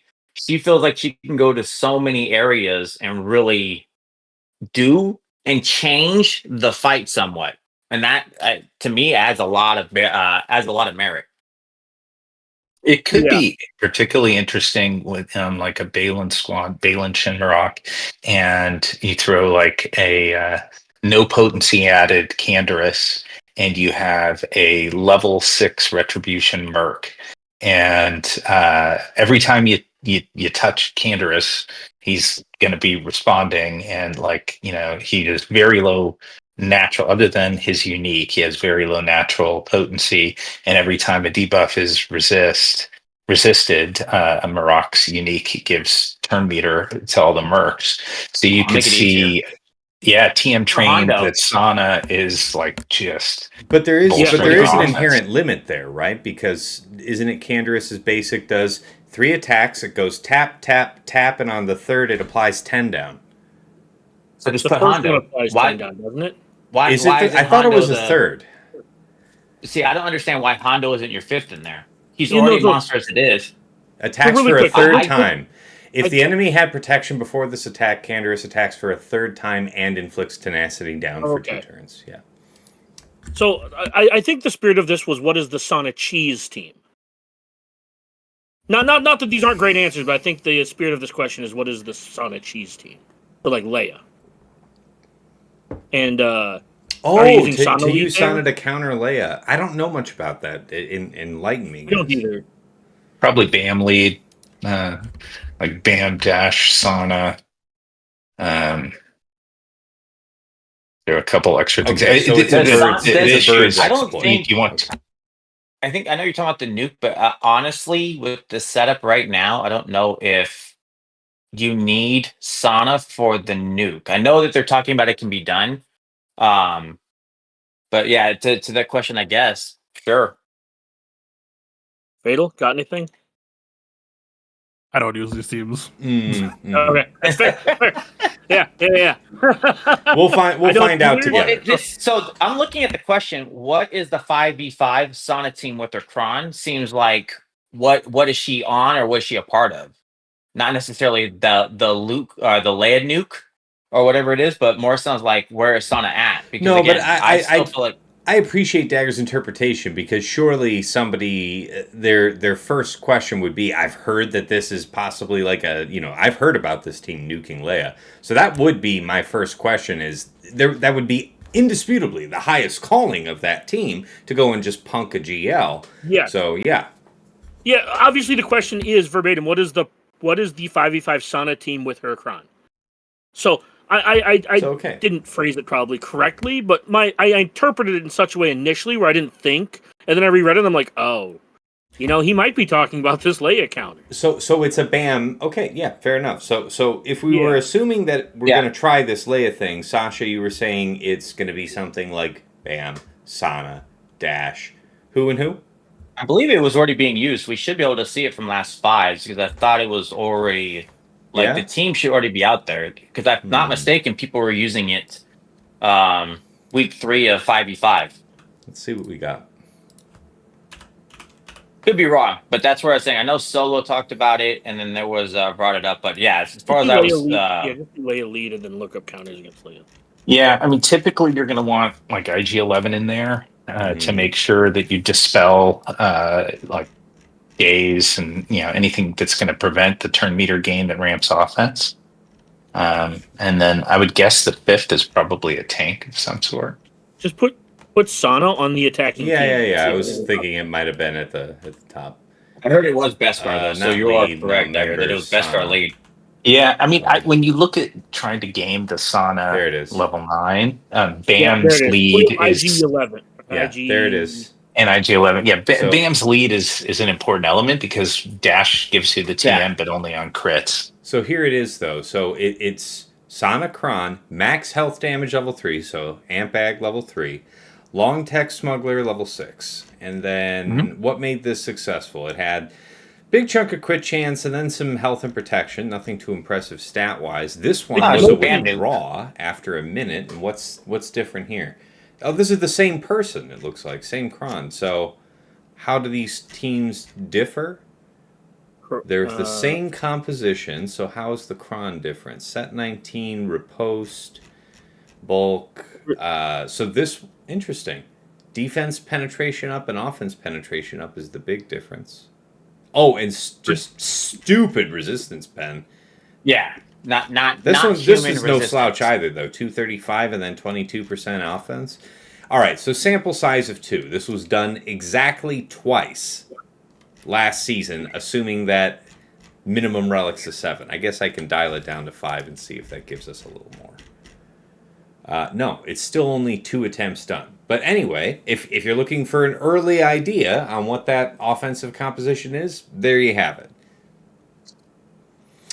All right. Also from Sheepdog, does TAS intentionally give bad advice to guest GAC streamers? Not intentionally. That's. I'll leave that to Dagger. But I was gonna say, I thought that was Dagger who owed crystals to your guest. What I'm guilty of. Oh no, this is a long-standing tradition of TAS, costing the people a drop on the front wall. Yeah, what I'm very much guilty of. So I make mistakes on my own with my own calls, with my own characters and setup. What I'm guilty of with viewers is, use X counter for Y team. It's going to work just fine. It's butter for me. And I've had my characters modded and set up just like so for so many months and or years, as the case might be. And why shouldn't that work just the same for you, right? Right. And then you die. Right, Dagger, right? Right, Dagger? That is, Dagger tasked him. That's what happened. So. That's what was Trick Track. As Dagger said, I didn't mean to task you, and that's a verb, meaning I didn't mean to screw you over by assuming we had the same stuff. Yeah. It's like when I tell PJ to eat Wampa. My Wampa's okay. It did work that one time, so fuck yourself. And then also from Sheepdog, why doesn't TAS have a big red button that says unmute? What? Why doesn't TAS have a big red button that says unmute? Oh, for when I have myself muted on stream. So, fun fact here, I'm going to hold this up. I can detach my little mic here. Let me see if I can move this. But you guys can see my microphone. And so I have a hardware mute. You see the little red ring that appears around the button there. So that's me, how I tell myself that it's like, I can see the red ring. I know I'm on mute. I better turn that off. The problem is in OBS, the setting for my mic is something I have to scroll down to in the scene for this. It isn't at the top of the menu. So sometimes, I won't notice that I got myself muted. Either way, you're not coming to this stream for glitz, for glamour, for even quality control on that type of thing. So, I appreciate your patience. All right, and then we'll start with Sasha for this one. From Frick Frack Paddywhack. What is the new Bad Batch team targeting for you guys? Is there any defense viability, or do you have a high-value target on offense? And I think this just says, kind of what we talked about earlier, we adequately covered this. If you were to talk about a range of teams you'd feel comfortable trying against week 1, or and then on the flip side, where would you place it on defense? Yeah. Well, I think let me just jump in and just say the defense when we were basically saying, having thought about is there value in the back or anything, Fatal came out and said, just bottom front, see what they do. And No, I don't want to generic stop good you week right one fast. strategy anyway. Sasha has 5 minutes. Sasha has 5 minutes, so that's why he was going. He was being polite. Got it. But Great. shut up. I can't even see Sasha, that chat. So Sasha, thanks. you go. No worries. I mean, honestly, I'm just going to cover pretty much the same ground. I'm, if anything, underinformed on these on the new Bad Batch squad. So I'm going to be mostly watch and learn. But yeah, I mean, kind of like with most new toys, we don't have a history, so probably maybe drop it bottom front on defense. I do, from what I do understand of them, I do have high hope that they're going to be able to really punch up potentially. And I think enough so that I know there is an appeal to having both Hunter and Wrecker on a Merc squad with the bespoke Hunter Cron, but I don't expect to use it with Balin. I do expect to probably keep the Bad Batch together. So kind of with that, I don't know if we want to hand it to Fatal or somebody that's more involved in their thinking than I'm here. Why don't you just give us your final thoughts, just in case you have to. Wait a minute. Well, real quick, how many more patron questions are there? Because we can. There's one for Fatal that's about theory crafting. Oh, okay. Well, yeah. I mean, unless we have anything else to add about Bad Batch, because really, we did a fairly good breakdown on that earlier. So I don't think we need to beat that dead horse. Let's get in this last question. It's just watch Fatal. Just go watch Fatal. Sure. Fatal, what you do, we'll look at it as our floor because you're going to try some shenanigans. We're going to go for time's sake, for brevity's sake. Let's get this last question into Fatal. Okay. Then we'll start the wrap up and let Sasha be first out the door. All right. Is there a comp? So for Fatal mostly, is there a comp of Ray Watt L3 that could be used for Ray in 5v5? I was batting around Nest and Ben as the 4th and 5th. The original comp that I think I was messing with was something. Cal was definitely in the mix because I wanted some of my region. I think it might have been Cal Barris at some point. Like I mentioned earlier, with Nest, kind of anytime that you add an extra scoundrel, you kind of dilute the entire concept, and like you risk that. Like, well, okay, like literally they could just run Starkiller, and just like, well, the Mar opener just happened to cleanse Nest instead, and like, I mean, it'll still be annoying, but like the concept of the trap kind of disappears. I don't know. I don't think Nest is awful there. The thing I would kind of say is, depending on what else you're posting on defense, you might be able to just like field a scarier Ray super team with some of the tools that are in play right now. But yeah, I mean, if we're talking pieces, we're talking ways to either disrupt or delay of like, yeah, we're talking Cal, we're talking Barris, we're talking maybe GK, which is like kind of counter synergetic with Cal, but if the goal is just to like make your L3 last, because like my personal L3 is R9 with like very, very high bulk investment, so she can do the mono tank and take an absolute beating that like, yeah, maybe something like a GK could help buy some time, but then you would have to make sure, like a lot of people, actually less than I expect nowadays. I used to be kind of in the assumption that like, yeah, everyone just has a R9 GK, right? Like everyone's skills just made them do that. I see a lot of RA GKs these days, but point being, you probably have a higher relic GK than your L3. So, like, if you put GK in, you would have to make sure that your modding isn't going to make GK the priority target. And that's determined by whoever has highest health and protection. But, yeah, like, if you want to do, like, sortie VIP on Cal or whatever, that, like, just think of it in terms of ways that you can try to make the redundancy a little bit more redundant. Or, I mean, if you want to try to make the team a little bit more effective at fighting, just to, like, Nests, I don't know if the diluting the pool is an issue or not, but it would be good if the team could defend itself, kind of. Is Zori the only smuggler that's not a scoundrel? Because I seem to remember Zori's not a scoundrel. Jabba might not be. Because I was thinking, like, because you don't want another scoundrel there. Nah, Jabba's earlier. Oh, is she? Okay, never mind. Are there any smugglers that aren't scoundrels that you can take advantage of that smuggler level 6 along with L3 and also not have them be a scoundrel for L3. I think it's kind of a rebel fighter situation. I think. Okay. I might be wrong. I don't know, but seems Yeah. like the vibe. No, that was a good question. Yeah, I don't know what insight I have to add on that because I didn't even try your Ray L3 Watt thing last season in threes. I might do that next go round, but yeah, I don't really have anything to pile in on with that. You know who's a smuggler but not a scoundrel is Chewbacca, old school Chewbacca.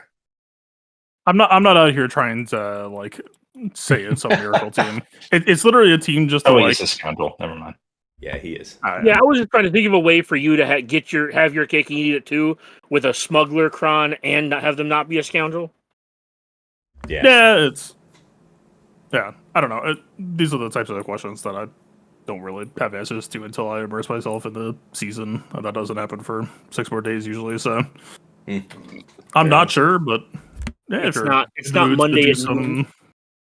Yeah, it's not Muscle Monday box at noon building yet. All right. Well, hey, appreciate that. Thanks for the breakdown there, Fatal. All right, let's go ahead and move to closing up the show here. So takeaways.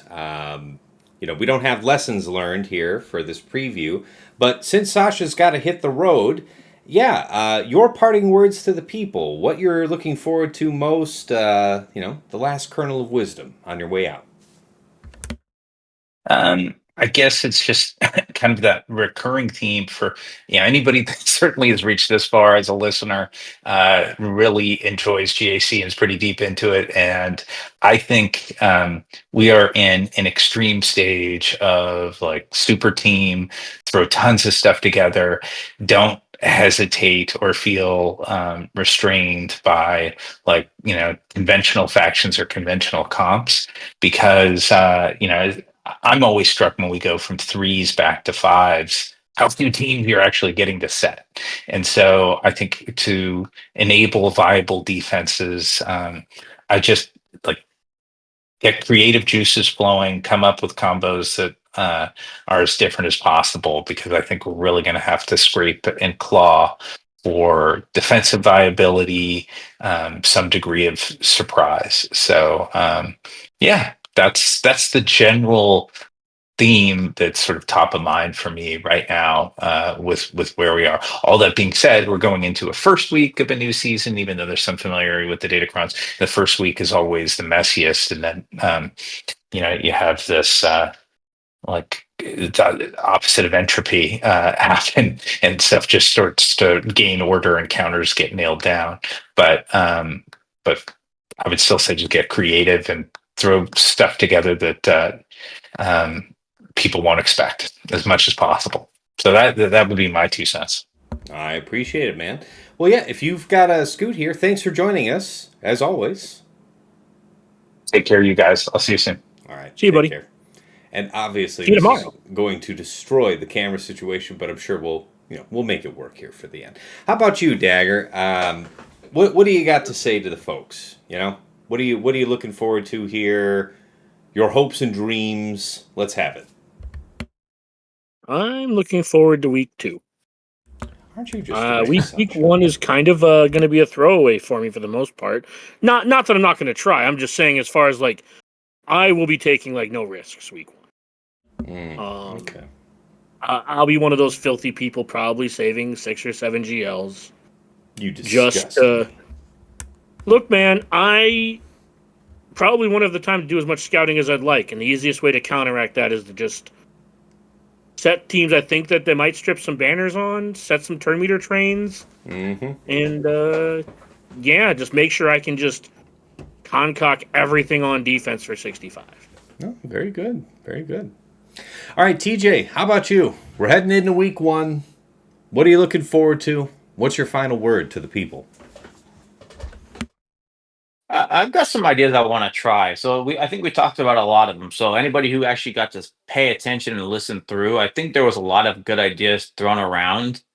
Definitely want to kind of push into that. I already talked about Katarn. I'm fully on board seeing what he did with this level 6, and it's basically like level 6 attacker for him. He is a scary man. So I think those are the things I want to do. Love to see the limit of the Bad Batch, but we just don't know. Omicron's being turned on with all things and where it's going to be. So I'll be looking forward to watching all the streamers and seeing what shenanigans we can get into. Be it the safest route that most people have, the old school adage of, it's brand new, we've never faced it, goes on defense. Bottom front, go deal with it. And seeing what that's going to either strip for week one. So I know there was a lot of calling of that. And I think Dagger has some good words of what goes bottom front. Maybe it's J&K or something else just because it'll still something for the back. But refinement is probably where I'm going to leave it. I think tweaking those. I was even doing it while we're on the show, tweaking my tenacity cron for Jabba and making sure that's in line and making sure the stats look good. Getting my CAD and my Embo in line and making sure they're really good to go because they're going to be monsters, whatever we're doing. Those pieces. Those are the key ones, man. And then I guess it'll be what are we doing with Sana? And how is she going to mess with the game? That's where I'll leave that one. Okay, I appreciate that. All right, Fatal. So, scheme's always cooking. What's ready for week one? What are you looking forward to? What's your final word of wisdom to the folks at home? I guess first off, twitch.tv/playbook.tv. I don't know. You cheated. That comes last. I preemptively struck. All right, I see. That's where you can catch him, by the way. I don't know, man. I like Jabba seems like he'll be in a better position on defense, but then it's like there's like 2 or 3 pretty good offense datacrons that I'm a little bit worried will kind of, the last 5v5 season or two, the super team angle was working well for me and produced some pretty interesting matches where, because I was so overspending so many teams on defense, it kind of forced me into focusing back on off meta again on offense. And that was a fun dynamic, but I'm pretty quickly concerned that like if the scales tip that like super teams are just getting obliterated for the same cost as like a normal team, then that dynamic falls apart and I don't know where things go from there. So we'll see. I'm hopeful. I'm not gonna assume anything. I'm gonna show up with whatever I think the best 11 teams are and hope that does enough. And yeah, I don't know. I know that I've been kind of timid on suggesting Bad Batch on defense. I think it's a perfectly fine thing to do in week one, and especially like I think the amount of pressure that they could put really depends on how much your opponent holds. That like if your opponent is just holding 25 squads, then I don't think Bad Batch will really get you anywhere. But if they actually posted a decent amount of stuff, then that pressure could exist, right? I love the team for a reason. They've got really good mechanics. It's the weird push and pull between. Every team does better on offense than defense, plays better on offense than defense, but the Bad Batch is very mechanical, kind of like Ahsoka in that way, that like, at least for me, I'm opposing Ahsoka right now, but it's still just like, am I really getting everything this team is worth for posting it on defense? And so, I don't know, I might post them on defense, I might not, like I might try double wrecker, or there's a few ways that you can go with that comp, or even like Echo for the bonus turns for more disruption is kind of like a bootleg Captain Rex. I don't know. There's a lot of shit to wonder or question about. I don't know that new Bad Batch is actually like 5x new was the way to go there. Yeah, do you think C beats it like cheaply, like C set? I'm trying to think of what somebody might think is a cheap thing to use against it up front. Would you call what jumps to mind to me is Treya, right? Because people were doing Treya Nihilus Savage to the trio in 3 vs 3. Granted, it's not the same fight with the with the full ensemble. It might play differently, but that was I'm butter telling in you, 3. I got destroyed. The reason I'm asking about I got destroyed. So TJ got destroyed on that. Never mind. Okay, don't dude. me, yeah, I also had an opponent eat shit on it with Treya. I'm telling you, because its durability is stronger than people are going to anticipate, and a properly built team can hold out as you're trying to wait to get to the person. And if your wrecker is only the only one who's open, you can't get to the heart of the team, so you're just kind of eating shit, waiting for shit to happen. And the reason I ask about C is that C is one of the GLs that gets downgraded the most or traded down the most. And I was just curious. It's pretty likely. Yeah, because you just like crosshair. Yeah, if that's the case, it might. Depending on, like what you were saying, depending on how much they save. I was just trying to think, like, week 1, that's probably going to be one of my go-tos, because it just, like, turns off the Omi and just makes it... I'd rather slug through a team I know than take a chance on a team I don't. I would say I think that's going to be everybody's answer. See what set would probably secure you, right? Because you would do the first link on Wrecker, and then now you get to look at everybody that's hidden under stealth. You link up Crosshair, and then you're off to the races, and then you have enough. You've got your backup, health and protection refill if set dies, and then tank tech besides. You might even get health tech onto set and keep all 3 in the end. It could happen. Yeah, that's the only reason I ask, is that was more for me than for anybody listening. But I figured since we're on the show, I'd ask, because it might, help other people. No, that's people want to hear that. That's good stuff. It's the reason why I don't feel super bullish about them on defense at the moment. Is I mean, even if they had their Omicrons on, I don't know if it actually changed anything. It actually, I mean, Crosshair assisting would technically feed more old charge. I don't know. I guess the one thing that would maybe be curious is the instant execute. You would execute Crosshair, he would go into captive, and then there's a world where actually like he could come back and be unlinked, and then like try it, but then you could just hold link and like you have the tool set to like re-control that. Yeah, I don't know. It's I'm just probably pretty easy. Yeah, because like I'm just thinking, it's like all the things I see or you see against, I don't really have an issue using something else. Like Malgus and like Malikos come to mind. I have other things I can use to, I don't want to say trivialize, but beat those that are probably a little sloppier. But yeah, it's... Anyways, I was just curious, because that might be my go-to. It's the reason why it's hard to get excited about new 5v5 teams outside of the super team angle, is because, it's nothing trades well nowadays. The moment that any solid new team shows up, it just gets GL'd. Yeah. So the super team angle is... I mean, fuck, man. For all I know, maybe there is a world where, well, the GLs just shut off the Bad Batch Omicron, so I say fuck the factionalization and I start looking to plug and play theory crafting anyway. I don't know.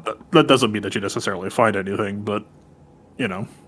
You will be following your GAC with great interest. Yes. That is not a promise. That is not a teaser. It is just me thinking out loud. Yeah. Well, I get it. Just.tv, what was it? I was going to say, Fatal, I can't let you cheat the process here. Lest the people forget. Where can they find you this season? In Monster Hunter and Marvel Rivals. Twitch.tv's last If it goes like that last 3 round, you're going to be putting time in on other games. All right. Well, thank you so much, man. For my part, so the super teams you have to plan for. Reserve adequate offense for that. But just like what I had found in the majority of my real 3v3 matches last season, if we're in a meta where people are saving quite a bit of offensive tools, you have, your challenge teams that you're going to make, and in 5v5, we don't have the same footprint that we do in 3, so you can set, some decent power teams in the back, and you can get 5 of them in the back. In 5v5, this is why we talk about concentrates, because it's tough to create a big enough defense that actually holds up to a standard team. So if it's going to be about concentrate defenses in the back, then we're returning to that it's about choices up front. So, especially in week 1, something like this Bad Batch, seeing what it costs an opponent, regardless of whether or not you win the match, getting your own body of data about what does this demand from my opponents, that will be valuable. But beyond the scope of the Bad Batch team, choices up front. That may not be just a week 1 theme, but offer, with your set 20 crons, with anything that you've specialized and set up for this week, for a defense, if it isn't a concentrate, consider just setting it bottom front and letting them make the choices immediately. Don't let them have the discretion to see the full board and say, you know what, I don't actually have to treat that Sana team on an even basis. I'm just going to crush it with something else, or same with a Bad Batch, whatever other set 20 shenanigans you have in mind. But that's my thought on it. Also, if you don't see, to that note, if you don't see Rey up front, reserve Leia. Yeah, assuming the worst case that somebody wanted to do Rey Swallow Exile Ezra to you're probably safest saving Leia for that effect. Yeah, just fair plan enough. for a nasty Rey and a nasty Jabba in the back if they aren't up front. We've talked about this past seasons. It's like people are. I know I told this happened a few times this last 3v3 season. I know I told Tass this. It's like I didn't see it, so I knew it was in the back, and it just meant that they had 4 teams in the back instead of 5. Yeah, right. So take all the free information you can get from your opponents, and if they don't have Rey or Jabba in the back, like just DM them and thank them. Fair. All right, well, that's a fair and right way to do it. All right, guys, we have made it to the end of the show. Thank you all so much for, making yourselves available here for a late night recording. And yeah, I'm going to go ahead and do the regular wrap up here. Of course. Cheers. I've pretty much sobered up from this whole show. Two cups of coffee in. I'm probably going to be up for a while. I might. Yeah, I probably will be too at this point. But yeah. Cheers. Right. Well, anyways, guys, for all the viewers, if you're used to seeing me live, then you know that you can find me at twitch.tv/Tassinix. I am now simulcasting as well on my YouTube channel, Tassinix Gaming, so check that out. Of course, if you're interested in some other Swugger-related content, there's a wealth of it there on the YouTube channel. We've got my Datacron set guide on set 20 that I made with Aesop Rock, the #1 Grand Arena player in the world. My mod guide videos on characters and factions that you have asked about. Odds and ends guides, like, how to mod. If you're new to it and you want to understand it from the ground up, there's something good there. Or maybe you want to brush up on how you want to prioritize your Grand Arena Omicrons. I have a GAC Omicron tier list video there. So much more. It's also, of course, a rebroadcasting point for this very podcast, Plotting and Scheming. However, the podcast does live natively over on Spotify. Wherever you find an episode, though, check out the description. There is an RSS feed link there that you can plug into your preferred podcast program and follow us there. Aside from that, anything that you're watching, on YouTube, whatever, give it a like if you've enjoyed it. Subscribe to the channel if you want to see more. And if you want to go above and beyond the Call of Duty in supporting the channel, there are a few ways. First of all, Cash App is $Tassinix. My PayPal is tassinix@gmail.com.